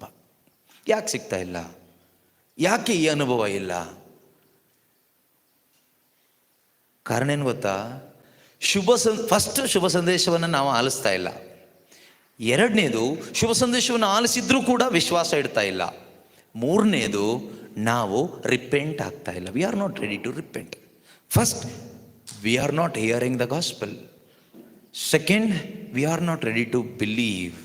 Third, we are not ready to repent. ಶುಭ ಸಂದೇಶ ಇಲ್ಲ, ವಿಶ್ವಾಸ ಬರಲ್ಲ. ವಿಶ್ವಾಸ ಇಡಲ್ಲ, ಮಾನಸಾಂತರ ಪಡೋಕ್ಕಾಗಲ್ಲ. ಪ್ರೀತಿಯ ಸಹೋದರ ಸಹೋದರಿಯರೇ, ನೀವು ಈ ಧ್ಯಾನ ಕೂಟದಲ್ಲಿ 2 ದಿನ ಏನು ಮಾಡ್ತೀರಿ ಗೊತ್ತಾ? ಚೆನ್ನಾಗಿ ಶುಭ ಸಂದೇಶವನ್ನು ಆಲಿಸಿ ಯೇಸು ಕ್ರಿಸ್ತನಲ್ಲಿ ನೀವು ವಿಶ್ವಾಸವಿಟ್ಟು ಪಾಪ ಜೀವನಕ್ಕೆ ವಿಮುಖರಾಗಿ ದೇವರ ಕಡೆಗೆ ತಿರುಗುವಾಗ ನಿಮಗೆ ಸ್ವರ್ಗ ರಾಜ್ಯದ ಅನುಭವ ಸಿಗುತ್ತೆ. ಈ ಸ್ವರ್ಗ ರಾಜ್ಯದ ಅನುಭವ ಇಲ್ಲಿಂದ ನೀವು ಪಡೆದುಕೊಂಡು ಹೋಗುವಾಗ ನಿಮ್ಮ ಮನೆಯಲ್ಲಿ ನಿಮಗೇನು ನಷ್ಟ ಆದರೂ ಏನು ಕಷ್ಟ ಆದರೂ ನೀವು ಸಂತೋಷದಿಂದ ದೇವರಿಗೆ ಸ್ತೋತ್ರ ಮಾಡ್ತೀರಿ. ಆಗ ಪಕ್ಕದ ಮನೆಯವರು ಕೇಳ್ತಾರೆ, ನಿನಗೆ ಇಷ್ಟು ಕಷ್ಟ ಇದೆ, ಇಷ್ಟು ನಷ್ಟ ಇದೆ, ಇಷ್ಟು ಸಮಸ್ಯೆ ಇದೆ, ಹೇಗೆ ಇಷ್ಟೊಂದು ಸಂತೋಷವಾಗಿ ಆನಂದವಾಗಿ ಕೈ ತಟ್ಟಿ ದೇವರನ್ನ ಆರಾಧನೆ ಮಾಡಲಿಕ್ಕೆ ಹೇಗೆ ಸಾಧ್ಯವಾಗ್ತಾ ಇದೆ ನಿನಗೆ? What is the secret? ಆಗ ನಿನಗೆ ಹೇಳ್ಬೋದು, ನಾನು ಸ್ವರ್ಗ ರಾಜ್ಯವನ್ನು ಅನುಭವಿಸ್ತಾ ಇದ್ದೀನಿ. I am experiencing the Kingdom of god now. ಹುಟ್ಟು ಕ್ರೈಸ್ತರೇ ಪಕ್ಕದ ಮನೆಯವರು, ಅವರು ಟೆನ್ಷನ್ನಲ್ಲಿ ಭಯದಲ್ಲಿರ್ತಾರೆ, ಕೈ ತಟ್ಟಕ್ಕಾಗ್ತಾ ಇಲ್ಲ. ನೀವು ಕೈ ತಟ್ಟಿದಾಗ ಅವರು ಅಸಹ್ಯ ಪಡ್ತಾರೆ, ಅವರಿಗೂ ತಟ್ಟಲಿಕ್ಕೆ ಆಗ್ತಾ ಇಲ್ಲ, ನಿಮಗೂ ತಟ್ಟಕ್ಕೆ ಬಿಡೋದಿಲ್ಲ. ಏನಿದು ಹುಚ್ಚುಚ್ಚಾಗಿ ಕೈ ತಟ್ತೀರಾ, ಜೋರಾಗಿ ಹಲ್ಲೆಲ್ಲೂಯಾ ಹೇಳ್ತೀರಾ, ಸಂತೋಷವಾಗಿರ್ತೀರಾ. ನಾವು ಒಳ್ಳೆ ಬಟ್ಟೆ ಹಾಕಿದ್ದೀವಿ, ಒಳ್ಳೆ ಮನೆ ಇದೆ, ಎಲ್ಲ ಇದೆ, ಆದರೆ ನಮ್ಗೆ ಸಂತೋಷ ಇಲ್ಲ. ಬಟ್ಟೆ ಸಂತೋಷ ಕೊಡಲ್ಲ. ಪಿಶಾಚಿ ಸುಳ್ಳು ಹೇಳ್ತಾನೆ, ಹಬ್ಬಕ್ಕೆ ಹೊಸ ಬಟ್ಟೆ ಹೊಲಿಸ್ಕೊ ಅಂತ. ನೀವು ಕಷ್ಟಪಟ್ಟು ಸಾಲ ಮಾಡಿ ಹೊಸ ಬಟ್ಟೆ ಹೊಲಿಸ್ತೀರಿ ಅಲ್ವಾ? ಸಂತೋಷ ಬರುತ್ತಾ? ಸಂತೋಷ ಬರಲ್ಲ. ಅಯ್ಯೋ ಹೋಯ್ತಲ್ಲ ಕಾಸು ಅಂತ ಬೇಜಾರಾಗುತ್ತೆ. ಹೊಸ ಬಟ್ಟೆ ಸಂತೋಷ ಕೊಡಲ್ಲ, ಆಯ್ತಾ? ಹೊಸ ಮನೆ ಸಂತೋಷ ಕೊಡಲ್ಲ, ಹೊಸ ಹೆಂಡತಿ ಕೊಡಲ್ಲ. ಅದರಿಂದ ಹಳೆ ಹೆಂಡ್ತಿನೇ ಇರಲಿ, ಹೊಸ ಗಂಡನೂ ಸಂತೋಷ ಕೊಡೋದಿಲ್ಲ. ಅದರಿಂದ ಇರೋ ಗಂಡನೇ ಇರಲಿ, ಇರೋ ಮನೆಯೇ ಇರಲಿ, ಇರೋ ಬಟ್ಟೆನೇ ಇರಲಿ, ಏನಿದೆಯೋ ಅದೇ ಇರಲಿ ಎಲ್ಲದು. ಪ್ರೀತಿಯ ಸಹೋದರ ಸಹೋದರಿಯ ಪಾಪ ಒಂದು ಬೇಡ, ಅದೊಂದು ಮಾತ್ರ ಬಿಟ್ಟುಬಿಡಿ. ಅದು ಹಳೇದು ಬಿಟ್ಟುಬಿಡಿ. ಹಳೆಯ ಬುದ್ಧಲ್ಲಿ ಬೇಡ, ಬುದ್ಧಲ್ಲಿ ಹೊಸದಾಗಲಿ. ಹೃದಯ ಹಳೇದೇ ಬೇಡ, ಹೃದಯ ಮಾತ್ರ ಹೊಸದಾಗಲಿ. Praise the Lord, hallelujah. ಪ್ರೀತಿಯ ಸಹೋದರ ಸಹೋದರಿಯರೇ, ಈ ಪ್ರಪಂಚದಲ್ಲಿ ನೀವು ಏನೆಲ್ಲ ಕೊಂಡ್ಕೋಬೋದು ಹಣದಿಂದ, ಆದರೆ ಸಂತೋಷ ಕೊಂಡ್ಕೊಳ್ಳಿಕ್ಕಾಗಲ್ಲ. ನಿಮ್ಮ ಹತ್ರ ಹಣ ಇದ್ದರೆ ನೀವು ಈ ಪ್ರಪಂಚದಲ್ಲಿ ಕೊಂಡ್ಕೋಬೋದು, ಬಹಳಷ್ಟು ಕೊಂಡ್ಕೋಬೋದು. ಹೊಸ ಮೊಬೈಲ್ ಫೋನ್ ಕೊಂಡ್ಕೋಬೋದು, ಹೊಸ ಕಾರ್ ಕೊಂಡ್ಕೋಬೋದು, ಆದರೆ ನಿಮ್ಮ ಜೀವನದಲ್ಲಿ ಒಂದು ಆನಂದ ಕೊಂಡ್ಕೊಳ್ಳಿಕ್ಕಾಗೋದಿಲ್ಲ. ಆನಂದ ಕೊಂಡುಕೊಳ್ಳಿಕ್ಕೆ ಎಷ್ಟು ರೂಪಾಯಿ ಬೇಕು? ಶಾಂತಿ ಸಮಾಧಾನ ಕೊಂಡುಕೊಳ್ಳಿಕ್ಕೆ ಎಷ್ಟು ರೂಪಾಯಿ ಬೇಕು? ಸಾಕಾಗೋದಿಲ್ಲ ಅಲ್ಲ. ನಿಮ್ಮ ಹತ್ರ ಎಷ್ಟಿದ್ರೂ ಕೊಂಡ್ಕೊಳ್ಳಿಕ್ಕೆ ಆಗಲ್ಲ, ಸಾಕಾಗೋದಿಲ್ಲ ಅಲ್ಲ, ಕೊಂಡ್ಕೊಳ್ಳೋಕ್ಕಾಗೋದಿಲ್ಲ. ಇಂಪಾಸಿಬಲ್. ಯಾವುದರಿಂದ ಕೊಂಡ್ಕೊಳ್ತೀರಿ? ಯಾವುದರಿಂದನೂ ಕೊಂಡ್ಕೊಳ್ಳಿಕ್ಕಾಗೋದಿಲ್ಲ. ಎಲ್ಲಿ ಕೊಂಡ್ಕೊಳ್ತೀರಿ? ಎಲ್ಲೂ ಕೊಂಡ್ಕೊಳ್ಳಿಕ್ಕಾಗೋದಿಲ್ಲ ಪ್ರೀತಿಯ ಸಹೋದರ ಸಹೋದರಿಯರೇ. ಆದರೆ ಪ್ರೀತಿಯ ಸಹೋದರ ಸಹೋದರಿಯರೇ, ಯಾವಾಗ ನಾವು ಶುಭ ಸಂದೇಶವನ್ನು ಆಲಿಸಿ ಯೇಸು ಕ್ರಿಸ್ತನಲ್ಲಿ ವಿಶ್ವಾಸವಿಟ್ಟು ಪಾಪಕ್ಕೆ ವಿಮುಖರಾಗಿ ದೇವರ ಕಡೆಗೆ ತಿರುಗಿ ಬರ್ತೀವೋ, ನಮ್ಮ ಹೃದಯವನ್ನು ದೇವರ ಕಡೆಗೆ ತಿರುಗಿಸ್ಕೊಳ್ತೀವೋ, ಯಾರಿಂದಲೂ ಕೊಡಲು ಸಾಧ್ಯವಾಗದ, ಎಷ್ಟು ಕಷ್ಟಪಟ್ಟರೂ ಕೊಂಡುಕೊಳ್ಳಿಕ್ಕೆ ಆಗದೇ ಇರುವ ಆ ಶಾಂತಿ ಸಮಾಧಾನ, ಆ ನೀತಿಯ ಜೀವನ, ಆ ಒಂದು ಸಂತೋಷ ಪರಿಶುದ್ಧಾತ್ಮನ ಮುಖಾಂತರ ದೇವರು ನಮ್ಮ ಹೃದಯಗಳಲ್ಲಿ ತುಂಬಿಸ್ತಾರೆ. Hallelujah, hallelujah. ಇನ್ನೊಂದೇನು ಗೊತ್ತಾ? ದೇವರು ಕೊಡುವ ಈ ಸಂತೋಷ, ಈ ಸಮಾಧಾನ ಹಾಳು ಮಾಡಲಿಕ್ಕೆ ಯಾರಿಗೂ ಆಗೋದಿಲ್ಲ. ಅದು ಅದ್ರ ಸೀಕ್ರೆಟ್. ಕೊಡ್ಲಿಕ್ಕೂ ಆಗೋದಿಲ್ಲ, ಕಿತ್ಕೊಳ್ಳಿಕ್ಕೂ ಆಗೋದಿಲ್ಲ.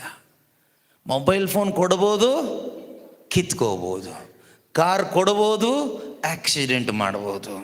ಮನೆ ಕೊಡ್ಬೋದು, ಭೂಕಂಪ ಆದರೆ ಬಿದ್ದು ಹೋಗ್ಬೋದು. ಮದುವೆ ಮಾಡಿಸ್ಕೊಡ್ಬೋದು, ಡೈವರ್ಸ್ ಆಗ್ಬೋದು, ಓಡಿ ಹೋಗ್ಬೋದು. ಆದರೆ ಪ್ರೀತಿಯ ಸಹೋದರ ಸಹೋದರಿಯರೇ, ಶುಭ ಸಂದೇಶದಲ್ಲಿ ವಿಶ್ವಾಸ ಇಟ್ಟು, ಯೇಸು ಕ್ರಿಸ್ತನಲ್ಲಿ ನಂಬಿಕೆ ಇಟ್ಟು ದೇವರ ಕಡೆಗೆ ತಿರುಗಿದಾಗ ದೇವರು ನಿನಗೆ ಕೊಡುವ ಸ್ವರ್ಗೀಯ ಆಶೀರ್ವಾದ ಇದೆಯಲ್ವಾ, ಅದು ಯಾರಿಗೂ ನಾಶ ಮಾಡಲಿಕ್ಕಾಗೋದಿಲ್ಲ. ಅದಕ್ಕೆ ಹಿಬ್ರಿಯರಿಗೆ ಬರೆದ ಪತ್ರಿಕೆಯಲ್ಲಿ ಹೇಳ್ತಾರೆ, ಯಾರಿಂದಲೂ ಕದಲಿಸಲಾಗದ ಸಾಮ್ರಾಜ್ಯವನ್ನು ದೇವರು ನಿಮಗೆ ಕೊಟ್ಟಿದ್ದಾರೆ.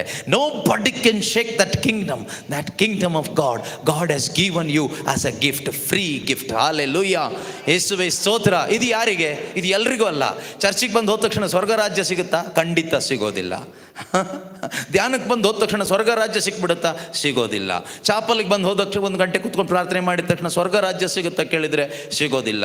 ಪುಣ್ಯಕ್ಷೇತ್ರಗಳಿದೆ ತುಂಬ, ಅಲ್ಲಿ ಹೋದರೆ ಸ್ವರ್ಗ ರಾಜ್ಯ ಸಿಗುತ್ತಾ ಕೇಳಿದರೆ ಸಿಗೋದಿಲ್ಲ. ಮತ್ತು ಸ್ವರ್ಗ ರಾಜ್ಯ ಹೇಗೆ ಸಿಗೋದು? ಸ್ವರ್ಗ ರಾಜ್ಯ ಎಲ್ಲಿ ಸಿಗುತ್ತೆ? ಪ್ರೀತಿಯ ಸಹೋದರ ಸಹೋದರಿಯರೇ, ನಾವು ನೋಡ್ತೀವಿ ಬೈಬಲ್ನಲ್ಲಿ ಇಬ್ಬರು ವ್ಯಕ್ತಿಗಳು ದೇವಾಲಯಕ್ಕೆ ಪ್ರಾರ್ಥನೆ ಮಾಡಲಿಕ್ಕಾಗಿ ಬರ್ತಾರೆ, ಅಥವಾ ದೇವರನ್ನ ಆರಾಧನೆ ಮಾಡಲಿಕ್ಕಾಗಿ ಬರ್ತಾರೆ. ಒಬ್ಬ ಬರ್ತಾನೆ ಫರಿಸಾಯ. ಅವನು ಬಂದು ನಾವು ಕೆಲವು ಟೈಮ್ ಚರ್ಚಿಗೆ ಹೋದಾಗ ಹೋದ ತಕ್ಷಣ ಒಂದು ಅಡ್ಡ ಬೀಳೋದಿದೆಯಲ್ಲ, ಆ ರೀತಿ ಅಡ್ಡ ಬಿದ್ದು ಎದ್ದು ಕೆಲವರೆಲ್ಲ ಉರುಳ್ಕೊಂಡೇ ಹೋಗ್ತಾರೆ, ಕೆಲವರು ಮಂಡಿ ಕಾಲಲ್ಲಿ ಹೋಗ್ತಾರೆ. ಅವನು ಉರುಳ್ಕೊಂಡೆಲ್ಲ ಬಂದಿಲ್ಲ, ಅವ್ನು ನಡ್ಕೊಂಡು ಬಂದು ಸ್ಟೈಲಾಗಿ ಮುಂದೆ ನಿಂತ್ಕೊಂಡು ಎಲ್ಲ ಕರೆಕ್ಟಾಗಿ ಹೇಳ್ದ, ಸುಳ್ಳೇನು ಹೇಳಲಿಲ್ಲ. ಆಯಿತಾ, ದೇವರೇ ನಾನು ಕರೆಕ್ಟಾಗಿ ಉಪವಾಸ ದಿವಸಗಳಲ್ಲಿ ಎಲ್ಲ ಉಪವಾಸ ಮಾಡಿದ್ದೀನಿ, ಹಲ್ಲೆಲೂಯಾ ಹಲ್ಲೆಲೂಯಾ ಹಲ್ಲೆಲೂಯಾ ಹೇಳ್ದ. ನೀವು ಉಪವಾಸ ಮಾಡ್ತೀರಾ ಅಪರೂಪಕ್ಕೆ ಯಾವಾಗಾದರೂ? ಮಾಡ್ತೀರಿ. ನಿಮ್ಮ ಥರನೇ ಅವನು ಮಾಡ್ತಾ ಇದ್ದ. ಅವನು ಕೂಡ ನಾನು ಉಪವಾಸ ಮಾಡ್ತೀನಿ ಶುಕ್ರವಾರ ಮಂಗಳವಾರ ಮತ್ತು ಯಾವುದೆಲ್ಲ ವಾರ ನೀವು ಮಾಡ್ತೀರಲ್ಲ, ಅವನು ವಾರ ಮಾಡೋನಾಗಿದ್ದ. ಅವನು ಎಲ್ಲ ಉಪವಾಸದ ವಾರ ಹೇಳಿ ದೇವರಿಗೆ ಸ್ತೋತ್ರ ಮಾಡ್ದ. ಅವನು ಕಾಣಿಕೆ ಕೊಡೋನಾಗಿದ್ದ. ದಶಾಂಶ ಕರೆಕ್ಟಾಗಿ 10ರಲ್ಲಿ 1 ಭಾಗ ತೆಗೆದಿಟ್ಟು ಯಾರಿಗೂ ಕೊಡಲ್ಲ, ಆಯಿತಾ, ಒಬ್ಬರಿಗೂ ಕೊಡಲ್ಲ. ಇದು ಯಾರಿಗೆ? ದೇವರಿಗೆ. ಅಂತ ಸ್ಟ್ರಿಕ್ಟ್ ಮನುಷ್ಯ. ದಶಾಂಶ ಕರೆಕ್ಟ್ ಕೊಡ್ತಾ ಇದ್ದ. ನೀವು ಕರೆಕ್ಟಾಗಿ ಕೊಡ್ತೀರಾ ದಶಾಂಶ? ಹಾಂ, ನಿಮ್ಮ ಥರನೇ ಅವನು ದಶಾಂಶ ಕೊಡೋನಾಗಿದ್ದ, ಕಾಣಿಕೆ ಕೊಡೋನಾಗಿದ್ದ ದೇವಾಲಯಕ್ಕೆ, ಆಯಿತಾ. ದಶಾಂಶ ಕೊಡ್ತಾ ಇದ್ದ, ಕರೆಕ್ಟಾಗಿ ಪ್ರಾರ್ಥನೆ ಸಲ್ಲಿಸ್ತಾ ಇದ್ದ. ಮುಂಜಾನೆ ಪ್ರಾರ್ಥನೆ, ಮಧ್ಯಾಹ್ನದ ಪ್ರಾರ್ಥನೆ. ನೀವು ತ್ರಿಕಾಲ ಪ್ರಾರ್ಥನೆ ಎಲ್ಲ ಮಾಡ್ತೀರಲ್ವಾ? ಹಾಂ, ಮಾಡ್ತೀರಾ?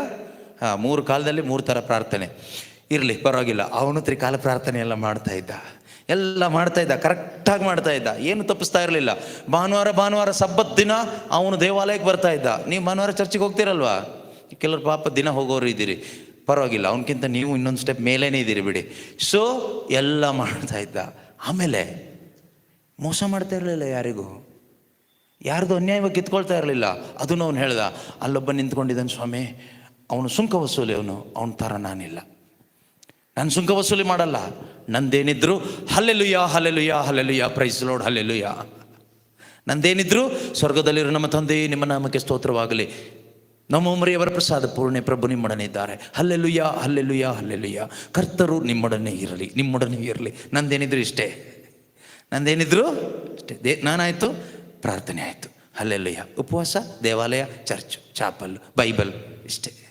ಈ ಸರ್ಕಲ್ಲೇ ನಾನು. ಅವ್ರ ಥರ ಇಲ್ಲ, ಇವ್ರ ಥರ ಇಲ್ಲ, ಇವರೆಲ್ಲ ಇದ್ದಾರಲ್ಲ, ಈ ಥರ ಇಲ್ಲವೇ ಇಲ್ಲ, ನಾನು ಡೀಸೆಂಟ್ ಮನುಷ್ಯ ಅಂತ ಹೇಳಿ ಅಡ್ಡ ಬಿದ್ದು ಮುತ್ತು ಕೊಟ್ಟು, ಯಾರಿಗೆ ಕೊಟ್ಟನೋ ಗೊತ್ತಿಲ್ಲ,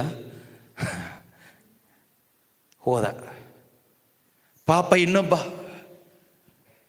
ಅವನು ಉರುಳು ಸೇವೆ ಮಾಡೋಂಗಿಲ್ಲ, ಮಂಡಿ ಕಾಲಲ್ಲಿ ನಡೆಯಂಗಿಲ್ಲ, ಜೀವನ ಎಲ್ಲ ಪಾಪ ಮಾಡ್ಕೊಂಡೇ ಬದುಕದ, ಸುಳ್ಳು ಹೇಳ್ಕೊಂಡು ಬದುಕದ, ಕಳ್ತನ ಮಾಡ್ಕೊಂಡು ಬದುಕದ, ಇವ್ರದ್ದು ಕಿತ್ಕೊಂಡು ಬದುಕದ. ಭಯ ಆಯ್ತು ಅವನಿಗೆ. ಚರ್ಚ್ ಎಂಟ್ರೆನ್ಸಲ್ಲೇ ಭಯ ಶುರುವಾಯ್ತು ಅವನಿಗೆ.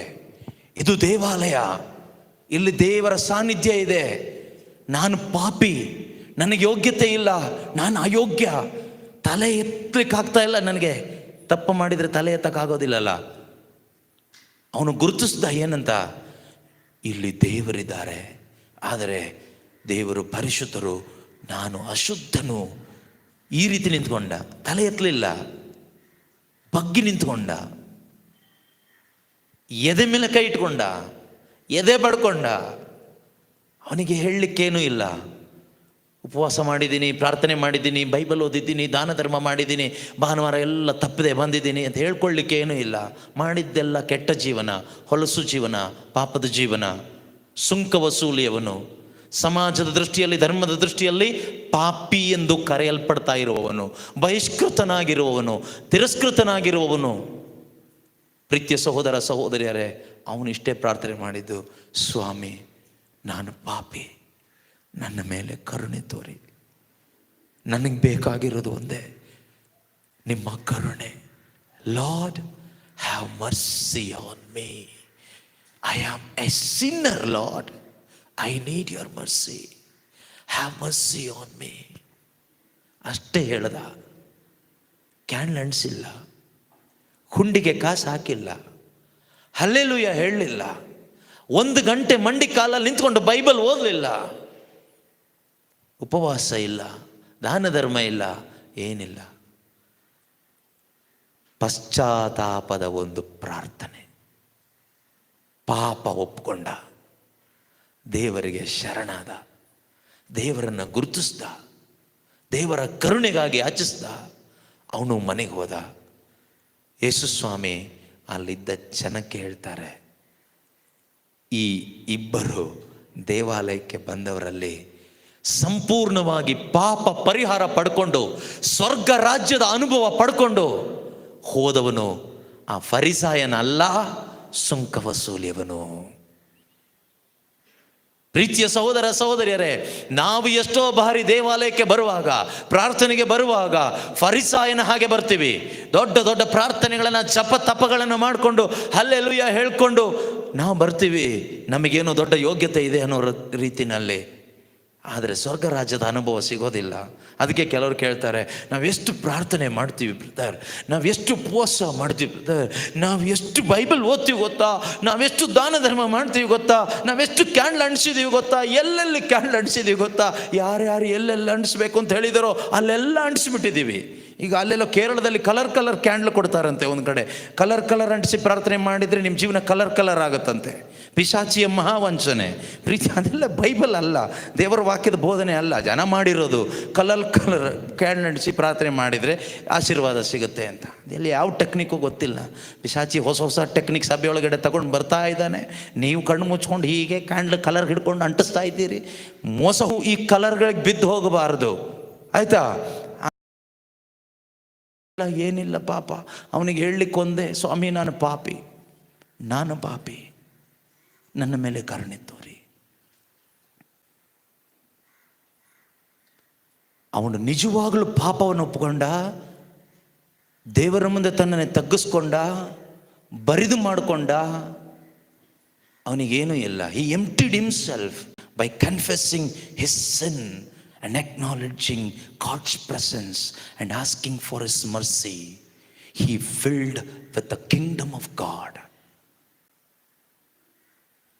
ಯಾರೆಲ್ಲ ಇಂದು ಈ ಶುಭ ಸಂದೇಶವನ್ನು ಆಲಿಸ್ತಾ ಇದ್ದೀರೋ, ನಿಮ್ಮ ಭಕ್ತಿ ಕಾರ್ಯಗಳನ್ನು ಸೈಡಿಗಿಟ್ಟು, ನಿಮ್ಮ ದಾನ ಧರ್ಮಗಳನ್ನು ಸೈಡಿಗಿಟ್ಟು, ನಿಮ್ಮ ಆಚರಣೆಗಳನ್ನು, ಆಚಾರ ವಿಚಾರಗಳನ್ನು, ನಿಮ್ಮ ಪುಣ್ಯ ಕಾರ್ಯಗಳನ್ನು, ನಿಮ್ಮ ಸಕಲವನ್ನು ಸೈಡಿಗಿಟ್ಟು, ಯೇಸುವೇ ನಾನೊಬ್ಬ ಪಾಪಿ, ಮಹಾಪಾಪಿ, ನನಗೆ ತಪ್ಪು ಸಂಭವಿಸಿದೆ ಸ್ವಾಮಿ, ನಾನು ಯೋಚನೆಯಲ್ಲಿ ತಪ್ಪು ಮಾಡಿದ್ದೇನೆ, ಪಾಪ ಮಾಡಿದ್ದೇನೆ, ನನ್ನ ಮಾತಿನಲ್ಲಿ ಪಾಪ ಮಾಡಿದ್ದೇನೆ, ನಾನು ನಡತೆಯಲ್ಲಿ ಪಾಪ ಮಾಡಿದ್ದೇನೆ, ಕರ್ತವ್ಯದಲ್ಲಿ ನಾನು ಪಾಪ ಮಾಡಿದ್ದೇನೆ.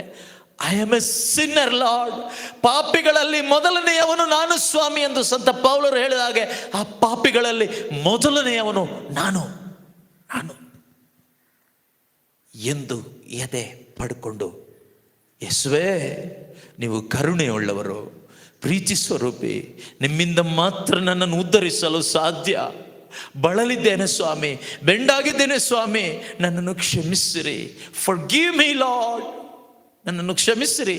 ಹ್ಯಾವ್ ಮರ್ಸಿ ಆನ್ ಮೀ, ನನ್ನ ಮೇಲೆ ಕರುಣೆ ಆಗಿರಿ ಎಂದು ತಗ್ಗಿಸಿಕೊಳ್ಳುವಾಗ ನಿನ್ನ ಪಶ್ಚಾತ್ತಾಪದ ಹೃದಯವನ್ನು ನೋಡುವ ದೇವರ ವಾಕ್ಯ ನುಡಿತದೆ.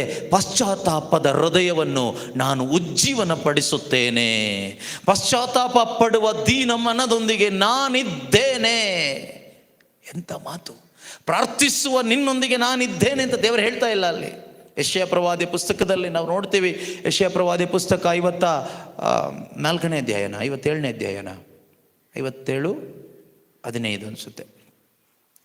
ಓದಿ ನೋಡೋಣ. ಪರಮ ಪವಿತ್ರನ ಶಾಶ್ವತ ಲೋಕದ ನಿತ್ಯ ನಿವಾಸಿಯಾದ ಮಹೋನ್ನತನ ಮಾತಿದು, ಮಹೋನ್ನತ ದೇವರ ವಾಕ್ಯವಿದು. ಉನ್ನತವಾದ ಪವಿತ್ರಾಲಯದಲ್ಲಿ ವಾಸಿಸುವವನು ನಾನು. ಆದರೂ ಪಶ್ಚಾತ್ತಾಪ ಪಡುವ ಆದರೂ ನಾನು ದೇವರು, ನಾನು ಉನ್ನತ ಲೋಕದಲ್ಲಿ ವಾಸ ಮಾಡುವವನು, ನಾನು ಪರಿಶುದ್ಧನು. ಅಸಂಖ್ಯಾತ ದೂತಗಣಗಳು ನನ್ನನ್ನು ಪರಿಶುದ್ಧ ಎಂದು ಹೇಳಿ ಆರಾಧನೆ ಮಾಡ್ತಾ ಇದ್ದಾರೆ. ಆಕಾಶ ನನ್ನ ಸಿಂಹಾಸನ, ಭೂಮಿ ನನ್ನ ಪಾದಪೀಠ. ಆ ಪರಿಶುದ್ಧಾಲಯದಲ್ಲಿ ವಾಸ ಮಾಡುವ ಪರಮ ಪಾವನನು ನಾನು. ಆದರೂ ಕೂಡ ಪಶ್ಚಾತ್ತಾಪ ಪಡುವ ದೀನ ಮನದೊಂದಿಗೆ ನಾನು ಇದ್ದೇನೆ. ಇದ್ದೇನ್ ಮಾಡ್ತಾರೆ? ದೀನನ ಆತ್ಮವನ್ನು ಹಾಗೂ ಪಶ್ಚಾತ್ತಾಪ ಪಡುವ ಮನಸ್ಸನ್ನು ಉಜ್ಜೀವಗೊಳಿಸುವವನಾಗಿದ್ದೇನೆ. ಹಾಲೆಲೂಯಾ. ಈ ಉಜ್ಜೀವನವೇ ಯೇಸು ಕ್ರಿಸ್ತರು ಹೇಳ್ತಾ ಇರೋದು. ನಾನು ನಿಮಗೆ ವಿಶ್ರಾಂತಿ ಕೊಡುತ್ತೇನೆ. I will give you rest, I will give my peace. ಉಜ್ಜೀವಗೊಳಿಸುವುದು. ಉಜ್ಜೀವಗೊಳಿಸಲಿಕ್ಕೆ ಒಬ್ಬರಿಗೆ ಮಾತ್ರ ಸಾಧ್ಯ, ದೇವರಿಗೆ ಮಾತ್ರ ಸಾಧ್ಯ. ದೇವಾಲಯಕ್ಕೆ ಬಂದ ಉಪವಾಸ, ದಾನ ಧರ್ಮ, ಕಾಣಿಕೆ, ಸಬ್ಬತ್ತು, ಅದು ಇದು ಪ್ರಾರ್ಥನೆ ಎಲ್ಲ ಎತ್ಕೊಂಡು ಬಂದು ಇಟ್ಟಂಥ ವ್ಯಕ್ತಿಗಲ್ಲ ಉಜ್ಜೀವನ ಸಿಕ್ಕಿದ್ದು, ಪಾಪವನ್ನು ಎತ್ತಿ ಇಟ್ಟ ವ್ಯಕ್ತಿಗೆ. ಇವತ್ತು ನಿನಗೆ ಉಜ್ಜೀವನ ಬೇಕು ಮಗನೇ, ನಿನಗೊಂದು ಉಜ್ಜೀವನ ಬೇಕು ಮಗಳೇ. ನೀನಿಡಬೇಕು ಏನನ್ನ? ನಿನ್ನ ಸಕಲ ಪಾಪವನ್ನು ಅರಿಕೆ ಮಾಡು, ನಿನ್ನ ಪಾಪ ಜೀವನವನ್ನು ಒಪ್ಕೋ. ಲೋಕದ ಮುಂದೆ, ಮನುಷ್ಯರ ಮುಂದೆ ನನ್ನ ಪಾಪ ನಿಮ್ಮ ಪಾಪ ಹೇಳಿದರೆ ನಮ್ಮ ಮುಖಕ್ಕೆ ಉಗಿದು ಕಳಿಸ್ತಾರೆ. ಈಗ ನಾನು ಮಾಡಿದ ಪಾಪ ನಿಮ್ಮ ಹತ್ರ ಏನಾದರೂ ಹೇಳಿದರೆ ನೀವೇನು ಮಾಡ್ತೀರಿ? ಕಪಾಳಕ್ಕೆ ಹೊಡೆದು ಮುಖದ ಮೇಲೆ ಉಗಿದು ಕಳಿಸ್ತೀರಿ. ನಿನ್ನ ಯೋಗ್ಯತೆಗೆ ನೀರು ಇಂಥ ನೀಚ ಕೆಲಸ ಮಾಡ್ತೀಯ, ಆಮೇಲೆ ಮೈಕ್ ಹಿಡ್ಕೊಳ್ತೀಯ, ನಾಚಿಕೆ ಆಗಲ್ವ ನಿನಗೆ ಅಂತ ನೀವೇನು ಮಾಡ್ತೀರಿ? ನನಗೆ ಮುಖದ ಮೇಲೆ ಉಗಿದು ಒಡೆದು ಕಳಿಸ್ತೀರಿ. ನೀವೇನಾದರೂ ನನ್ನ ಮುಂದೆ ನಿಮ್ಮ ಪಾಪ ಹೇಳಿದ್ರೆ, ವಯಸ್ಸಾಗಿದೆ ನಿನಗಿಷ್ಟು ನಾಚಿಕೆ ಆಗಲ್ಲ ಪಾಪ ಮಾಡಲಿಕ್ಕೆ ಅಂತ ಬೈದು ಕಳಿಸ್ತೀನಿ. ಪ್ರೀತಿಯ ಸಹೋದರ ಸಹೋದರಿಯರೇ, ಆದರೆ ಮನುಷ್ಯನನ್ನು ಉಂಟು ಮಾಡಿದ, ನನ್ನನ್ನು ನಿಮ್ಮನ್ನು ರೂಪಿಸಿದ, ಸೃಷ್ಟಿಸಿದ, ನಮ್ಮ ಬಲಹೀನತೆಗಳನ್ನು ಕೊರತೆಗಳನ್ನು ತಿಳಿದಿರುವ ನಮ್ಮ ರಕ್ಷಕನಾದ ಪ್ರಭು ಯೇಸು ಕ್ರಿಸ್ತರ ಕೃಪಾಸನದ ಬಳಿಯಲ್ಲಿ ಅವರ ಮುಂದೆ ಹೋಗಿ, ಅವರ ಕರುಣೆಯ ಮುಂದೆ ಹೋಗಿ ನಮ್ಮ ಪಾಪಗಳನ್ನು ನಾವು ಒಪ್ಪಿಕೊಂಡ್ರೆ, ಅದು ಎಷ್ಟೇ ದೊಡ್ಡದಾಗಿರಲಿ, ಎಷ್ಟೇ ಕೆಟ್ಟದಾಗಿರಲಿ, ಎಷ್ಟೇ ಹೊಲಸಾಗಿದ್ದಾಗಿರಲಿ, ಅವರ ಮುಂದೆ ನನ್ನ ಪಾಪದ ಅವಸ್ಥೆಯನ್ನು ನಾನು ಹೇಳ್ಕೊಂಡ್ರೆ ಅವರು ನನ್ನನ್ನು ಛೀ ಎಂದು ತಳ್ಳಿಬಿಡುವ ದೇವರಲ್ಲ, ಬದಲಾಗಿ ನನ್ನನ್ನು ಉಜ್ಜೀವನ ಪಡಿಸ್ತಾರಂತೆ, ನನ್ನನ್ನು ಬಲಪಡಿಸ್ತಾರಂತೆ, ಅವರ ಕೃಪೆಯಿಂದ ನನ್ನನ್ನು ತುಂಬಿಸ್ತಾರಂತೆ. He will fill me with his grace. He gives grace to the humble. Humble ಅಂದರೆ ಯಾರು ಗೊತ್ತಾ? ಹೀಗೆ ನಡೆಯೋರಲ್ಲ ಹಂಬಲ್, ಎಸಪ್ಪ ಎಂದು ಹೇಳುವವರಲ್ಲ ಹಂಬಲ್. ಹಂಬಲ್, ದೀನರು ಅಂದರೆ ಯಾರು ಗೊತ್ತಾ? ದೇವರ ಕರುಣೆಯ ಮುಂದೆ, ಪ್ರೀತಿಯ ಮುಂದೆ ಪಾಪಗಳನ್ನು ಅರಿಕೆ ಮಾಡಿ ಒಪ್ಪಿಕೊಳ್ಳುವವರು. ಸ್ವಾಮಿ ನನ್ನ ಪಾಪಿ. ನಾವು ಪಾಪ ಒಪ್ಕೊಳ್ಳೋದಕ್ಕಿಂತ ಮೊದಲು ದೇವ್ರ ಮುಂದೆ, ದೇವರೇ ನಾನು ಎಷ್ಟು ಪ್ರಾರ್ಥನೆ ಮಾಡಿದ್ದೀನಿ, ಎಷ್ಟು ಉಪವಾಸ ಮಾಡಿದ್ದೀನಿ ಅಂತ ಹೇಳೋ ಲೆಕ್ಕ ಕೊಡ್ತೀವಿ ದೇವರಿಗೆ. ಆದರೆ ಪ್ರೀತಿಯ ಸಹೋದರ ಸಹೋದರಿಯರೇ, ಅವರಿಗೆಲ್ಲ ಉಜ್ಜೀವನ ಸಿಗೋದು. ಉಜ್ಜೀವನ ನಮಗೆ ಯಾಕೆ ಉಜ್ಜೀವನ ಸಿಗ್ತಾ ಇಲ್ಲ? ನವಜೀವನ ಯಾಕೆ ಸಿಗ್ತಾ ಇಲ್ಲ? ಕಿಂಗ್ಡಮ್ ಆಫ್ ಗಾಡ್, ಸ್ವರ್ಗ ರಾಜ್ಯದ ಅನುಭವ ಯಾಕೆ ನನಗೆ ಆಗ್ತಾ ಇಲ್ಲ? ಇಷ್ಟು ಉಪವಾಸ ಮಾಡ್ತೀವಿ, ಇಷ್ಟು ಪ್ರಾರ್ಥನೆ ಮಾಡ್ತೀವಿ, ಪಾಪ ಚಾಪಲಲ್ಲಿ ಕೆಲವರು ಕುತ್ಕೊಂಡು ಹಗಲು ರಾತ್ರಿ ಬೊಬ್ಬೆ ಹಾಕ್ತಾನೆ ಇರ್ತಾರೆ. ಯಾಕೆ ಈ ಉಜ್ಜೀವನ ಸಿಗ್ತಾ ಇಲ್ಲ? ಯಾಕೆ ಈ ರಿವೈವಲ್ ಆಗ್ತಾ ಇಲ್ಲ? ಯಾಕೆ ಅವರ ಒಳಗಡೆ ಈ ದೇವರ ಪ್ರೀತಿ ಅನುಭವ ಸಿಗ್ತಾ ಇಲ್ಲ? ಯಾಕೆ ಸಿಗ್ತಾ ಇಲ್ಲ ಅಂದರೆ ದೇವರ ಸನ್ನಿಧಿಯಲ್ಲಿ ತಗ್ಗಿಸ್ಕೊಳ್ತಾ ಇಲ್ಲ. ತಗ್ಗಿಸ್ಕೊಳ್ಳೋದು ಅಂದ್ರೆ ಏನು? ಪಾಪಗಳನ್ನು ಒಪ್ಪಿಕೊಳ್ಳೋದು. ಅಷ್ಟೇ ಸಾಕು. ನಿಮ್ಮ ಬೇರೆ ಏನು ನಾಟಕ ಬೇಡ, ಬೇರೆ ಏನು ಬೇಕಾಗಿಲ್ಲ. ನಾವು ಹೇಳ್ತೀವಿ, ದೂಷಣೆ ಮಾಡ್ತೀವಿ ದೇವ್ರ ಮುಂದೆ ಕೂತ್ಕೊಂಡು, ಅವ್ರು ಸರಿ ಇಲ್ಲ, ಇವರು ಸರಿ ಇಲ್ಲ, ಇವ್ರು ಹೀಗೆ ಸ್ವಾಮಿ, ಅವ್ರು ಹೀಗೆ ಸ್ವಾಮಿ, ಅವರಿಂದ ಹಾಳಾದೆ, ಇವರಿಂದ ಹಾಳಾದೆ, ಅವ್ರು ತೊಂದರೆ ಕೊಟ್ಟರು, ಇವ್ರು ತೊಂದರೆ ಕೊಟ್ಟರು, ಅವ್ರನ್ನೆಲ್ಲ ಸರಿ ಮಾಡಿ. ಅದರ ಅರ್ಥ ಏನು ಗೊತ್ತಾ? ನಾನೊಬ್ಬ ಪರ್ಫೆಕ್ಟ್ ಆಗಿದ್ದೀನಿ, ನನ್ನ ಬಿಟ್ಬಿಡಿ, ನಾನು ಕರೆಕ್ಟ್ ಆಗಿದ್ದೀನಿ. ಪ್ರೀತಿಯ ಸಹೋದರ ಸಹೋದರಿಯರೇ, ಅದನ್ನು ಬಿಟ್ಟುಬಿಟ್ಟು, ಯೇಸುವೆ ನಾನು ಪಾಪಿ, ನಾನು ಮಾತ್ರನೇ ಪಾಪಿ ಸ್ವಾಮಿ. ದಾವಿದರಸ ಹೇಳ್ತಾನೆ, ಕಟ್ಟಿದಂತಿದೆ ಕಣ್ಗೆ ಪಾಪ ದಿನವಿಡೀ. ಯಾರ ಪಾಪ? ಅವನು ಮಾಡಿದ ಪಾಪ. ದೇವರೇ ಕೃಪಾಳು ದೇವಾ, ಕರುಣಿಸೆನ್ನನು, ಕರುಣಾನಿಧಿ ಅಳಿಸೆನ್ನ ದೋಷವನ್ನು, ತೊಳೆ ಪೂರ್ತಿಯಾಗಿ ಪಾಪದಿಂದೆನ್ನನು, ದೋಷ ಪರಿಹರಿಸಿ ಶುದ್ಧಗೊಳಿಸೆನ್ನನು. ಆದ್ಮೇಲೆ ಹೇಳ್ತಾರೆ ಏನಂತ? ಕಟ್ಟಿದಂತಿದೆ ನನ್ನ ಕಣ್ಮುಂದೆ ಪಾಪ, ನಾನು ಮಾಡಿದ ಪಾಪಗಳು ನನ್ನ ಕಣ್ಣ ಮುಂದೆ ಇದೆ. ನಮ್ಮ ಕಣ್ಮುಂದೆ ಏನು ಬರುತ್ತೆ? ಅವರು ಸರಿ ಇಲ್ಲ, ಇವರು ಸರಿ ಇಲ್ಲ, ಅವರು ಮಾಡಿದ ದ್ರೋಹಗಳು, ಇವರು ಮಾಡಿದ ಮೋಸ, ಇವರು ಆಡಿದ ಮಾತು, ಇದೆಲ್ಲ ನಮ್ಮ ಕಣ್ಮುಂದೆ ಬರುತ್ತೆ. ಎಲ್ಲಿ ಕೂತ್ಕೊಂಡಾಗ? ಚಾಪಲಲ್ಲಿ ಕೂತ್ಕೊಂಡಾಗ, ಪ್ರಾರ್ಥನೆ ಕೂತ್ಕೊಂಡಾಗ. ಹೌದಾ? ಹಲೋ, ನೀವು ಪ್ರಾರ್ಥನೆ ಕೂತ್ಕೊಂಡಾಗ ಕಣ್ಮುಂದೆ ಯಾರು ಬರ್ತಾರೆ?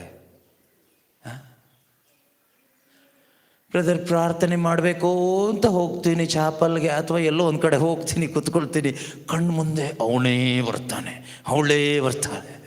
ಅವ್ರು ಮಾಡಿರೋದು, ಅವ್ರು ಹೇಳಿರೋದು ಅದೇ ಬರುತ್ತೆ. ಏನು ಮಾಡೋದು? ತಿಳ್ಕೊ. ಸತ್ಯ ಮಾಡಬೇಕಾಗಿರೋದೇನು ಅಂದರೆ, ನೀನು ಪ್ರಾರ್ಥನೆ ಮಾಡುವಾಗ ನಿನ್ನ ಕಣ್ಣು ಮುಂದೆ ಬರಬೇಕಾಗಿರೋದು ನಿನ್ನ ಪಾಪಗಳು. ಅವ್ರು ಮಾಡಿದ ದ್ರೋಹ ಅಲ್ಲ, ಇವ್ರು ಮಾಡಿದ ಮೋಸ ಅಲ್ಲ, ಅವ್ರು ಆಡಿದ ಮಾತಲ್ಲ, ನಾನು ಮಾಡಿದ ಪಾಪ.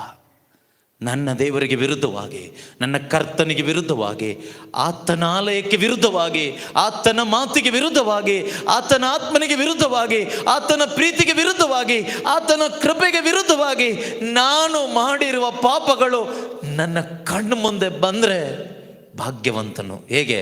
ಆ ಪಾಪಗಳನ್ನ ಒಪ್ಕೋಬೇಕು. ಒಪ್ಕೊಳ್ಳಿಕ್ಕಾಗತ್ತೆ. ಒಪ್ಪಿಕೊಂಡಾಗ, ಪಾಪಗಳನ್ನು ಒಪ್ಪಿಕೊಂಡವರಿಗೆ ಏನು ಸಿಗುತ್ತೆ? ಕರುಣೆ ಸಿಗುತ್ತಂತೆ. ಕರುಣೆ, ಕೃಪೆ. ಆ ಕೃಪಾಸನದ ಬಳಿಗೆ ನಾವು ಬರುವಾಗ ನೋಡಿ, ಬೈಬಲ್ನಲ್ಲಿ ಪವಿತ್ರಾತ್ಮರು ನಮಗೋಸ್ಕರ ಬರೆಸಿಟ್ಟ ಅನೇಕ ಉದಾಹರಣೆಗಳು ನಾನು ಬೆಳಿಗ್ಗೆ ಹೇಳಿದೆ, ಹೇಳ್ತಾನೇ ಇದ್ದೀನಿ. ಇನ್ನೊಂದು ಉದಾಹರಣೆ ನಾವು ಹೇಳ್ತಾ ಇದ್ವಿ, ದುಂದುಕಾರ ಮಗ. ಲೂಕನ ಶುಭ ಸಂದೇಶದ 15ನೇ ಅಧ್ಯಾಯದಲ್ಲಿ ನಾವು ಈ ಘಟನೆಯನ್ನು ನೋಡ್ತೀವಿ. ಲೂಕ್ ಚಾಪ್ಟರ್ 15 ಅಲ್ಲಿ ಈ ದುಂದುಗಾರ ಮಗ ತನ್ನ ದುಂದು ಜೀವನವನ್ನು ಮುಗಿಸಿ, ಜೀವನದಲ್ಲಿ ಸೋತು ಸೋತು ಸೋತು ಸೊರಗಿ, ಇನ್ನು ಜೀವನದಲ್ಲಿ ನನಗೊಂದು ದಾರಿನೇ ಇಲ್ಲ, ಇಷ್ಟೇ ಮುಗಿದು ಹೋಯ್ತು ನನ್ನ ಜೀವನ, ನನಗೊಂದು ಒಳ್ಳೆ ಭವಿಷ್ಯ ಇಲ್ಲ, ಇಲ್ಲ, ಎಲ್ಲ ಹೋಯ್ತು, ಇನ್ನೇನೂ ಇಲ್ಲ, ಫ್ರೆಂಡ್ಸ್ ಇಲ್ಲ. ದುಡ್ಡಿದ್ರೆ ಫ್ರೆಂಡ್ಸ್ ಇರ್ತಾ ಇದ್ರು, ಈಗ ದುಡ್ಡಿಲ್ಲ, ದುಡಿಲಿಕ್ಕೆ ಶಕ್ತಿ ಇಲ್ಲ, ತಿನ್ನಲಿಕ್ಕೆ ಗತಿ ಇಲ್ಲ, ಹಾಕ್ಕೊಳ್ಳಿಕ್ಕೆ ಬಟ್ಟೆ ಇಲ್ಲ, ನೋ ಫ್ಯೂಚರ್, ಒಳ್ಳೆ ಭವಿಷ್ಯ ಇಲ್ಲ ನನಗೆ. ನೋಡೋರೆಲ್ಲ ಹೇಳಿರ್ಬೋದು, ದರಿದ್ರ, ಭಿಕ್ಷುಕ, ಹುಚ್ಚ, ಕಾಲಲ್ಲಿ ಚಪ್ಪಲಿ ಇಲ್ಲ, ಬಟ್ಟೆ ಹರಿದೋಗಿದೆ, ಗಡ್ಡ ಮೀಸೆ ಎಲ್ಲ ಉದ್ದಕ್ಕೆ ಬಂದಿದೆ, ಕಟ್ಟಿಂಗ್ ಶೇವಿಂಗ್ ಇಲ್ಲ, ಗಬ್ಬು ವಾಸನೆ, ಪಕ್ಕದಲ್ಲಿ ನಡ್ಕೊಂಡು ಹೋಗೋರು ಮೂಗು ಮುಚ್ಕೊಂಡು ಹೋಗಿರ್ಬೋದು, ಯಾರು ಗಮನಿಸದೇ ಇರ್ಬೋದು. ಬೈಬಲ್ ಹೇಳುತ್ತೆ, ವಾಕ್ಯ ಹೇಳುತ್ತೆ, ಹಂದಿಗಳು ತಿನ್ನುವ ಆಹಾರಕ್ಕೋಸ್ಕರ ಅವನು ತವಕಪಟ್ಟ. ಹಂದಿ ತಿನ್ನೋದು ಹೊಲಸು, ಹಂದಿ ತಿನ್ನುವ ಆಹಾರ ಅದು ಏನೇ ಇರಲಿ, ಅದಕ್ಕಾಗಿ ಅವನು ಆಸೆ ಪಟ್ಟ, ತಿನ್ಬಹುದು ಅಂತ ಕೈ ಚಾಚದ, ಅದು ಅವನಿಗೆ ಸಿಗಲಿಲ್ಲ ಅಂತ ಬೈಬಲ್ ಹೇಳುತ್ತೆ. Not even pigs food, he could not get pig's food. ಹಂದಿ ತಿನ್ನುವ ಆಹಾರ. ಹಂದಿ ಯಹೂದ್ಯರಿಗೆ ಒಂದು ಕೀಳಾದ ಪ್ರಾಣಿ, ಹೊಲಸಾದ ಪ್ರಾಣಿ. ಅವುಗಳ ಜೊತೆಯಲ್ಲಿ ವಾಸ ಮಾಡ್ದ. ಅವುಗಳಿಗೆ, ಹಂದಿಗಳಿಗೆ ಆಹಾರ ಇದೆ, ಅರ್ಥ ಮಾಡ್ಕೊಳ್ಳಿ. ಹಂದಿಗೆ ಹೊಟ್ಟೆ ತುಂಬ ಆಹಾರ ಇದೆ. ಆದರೆ ಆ ಶ್ರೀಮಂತನ ಮಗನಿಗೆ ಹಂದಿ ಮೇಯಿಸೋ ಕೆಲಸ ಬೇರೆ ಸಿಕ್ಕಿದೆ, ಆದರೆ ಹಂದಿಗೆ ತಿನ್ನುವ ಆಹಾರ ಇವನಿಗಿಲ್ಲ. ಇಮ್ಯಾಜಿನ್ ಮಾಡಿ. ಆ ಪರಿಸ್ಥಿತಿಯಲ್ಲಿ ಅವನ ಜೀವನ ಯಾರಾದರೂ ಹೇಳೋದಾದರೆ ಅದು ಶಾಪಗ್ರಸ್ತವಾದ ಜೀವನ. ನಾವು ಹೇಳ್ತೀವಲ್ವಾ, ಶಾಪ ಇದೆ ನಿಮ್ಮ ಮೇಲೆ ಅಂತ. ಹಾಗೆ ಅವನನ್ನು ನೋಡಿದವ್ರು ಹೇಳ್ತಾ ಇದ್ರು, ಶಾಪ ಇದೆ ನಿನ್ನ ಮೇಲೆ, ಶಾಪ ಇದೆ. ಯಾರ ಶಾಪ ಇದೆ? ಪೂರ್ವಜರ ಶಾಪ ಇದೆ. ಅದೆಲ್ಲ ನಂಬೇಡಿ ಆಯಿತಾ? ಸುಮ್ಮನೆ ನೀವು ಅದನ್ನೆಲ್ಲ ನಂಬಿ ಕೊನೆಗೆ ಟೆನ್ಷನ್ ಮಾಡ್ಕೋಬೇಡಿ. ಅವನ್ನ ನೋಡಿದವ್ರು ಹಾಗೆ ಹೇಳ್ತಾ ಇದ್ರು, ನಿನ್ನ ಮೇಲೆ ಶಾಪ ಇದೆ, ನೀನು ದರಿದ್ರ, ನೀನು ಶಾಪಗ್ರಸ್ತ, ನೀನು ಹಾಳಾಗಿ ಹೋದೆ, ಇಷ್ಟೇ ನಿನ್ನ ಭವಿಷ್ಯ, ನಿನಗಿಲ್ಲ ಇನ್ನು ಭವಿಷ್ಯ, ನೀನು ಉದ್ಧಾರ ಆಗಲ್ಲ.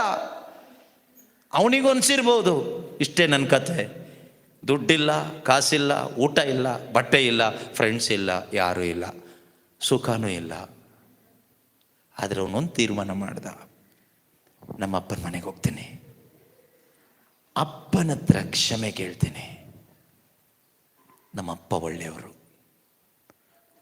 ನಮ್ಮಪ್ಪ ತುಂಬ ಒಳ್ಳೆಯವರು, ನಮ್ಮಪ್ಪನ ಸ್ವಭಾವ ನನಗೆ ಗೊತ್ತಿದೆ, ಅವ್ರು ನನ್ನನ್ನು ಕ್ಷಮಿಸಿ ಮನೆಯಲ್ಲಿ ಒಬ್ಬ ಕೆಲಸಗಾರನ ಸ್ಥಾನನಾದರೂ ಕೊಟ್ಟೇ ಕೊಡ್ತಾರೆ. ಆ ಒಂದು ನಂಬಿಕೆಯಲ್ಲಿ ಹೊರಟ. ಮಗನ ಸ್ಥಾನ ಕೊಡ್ತಾರೆ ಅಂತ ನಂಬಿ ಹೊರಟಿಲ್ಲ ಅವನು. ನೆನ್ಪಿಟ್ಕೊಳ್ಳಿ, ಮಗನ ಸ್ಥಾನ ಬಯಸಿ ಹೋಗಿಲ್ಲ. ನಾನು ಮತ್ತೆ ಮಗನಾಗೂ ಇರ್ತೀನಪ್ಪ ಅಂತ ಕೇಳ್ಕೊಳ್ಳಿಕ್ಕೆ ಹೋಗಿದ್ದಲ್ಲ.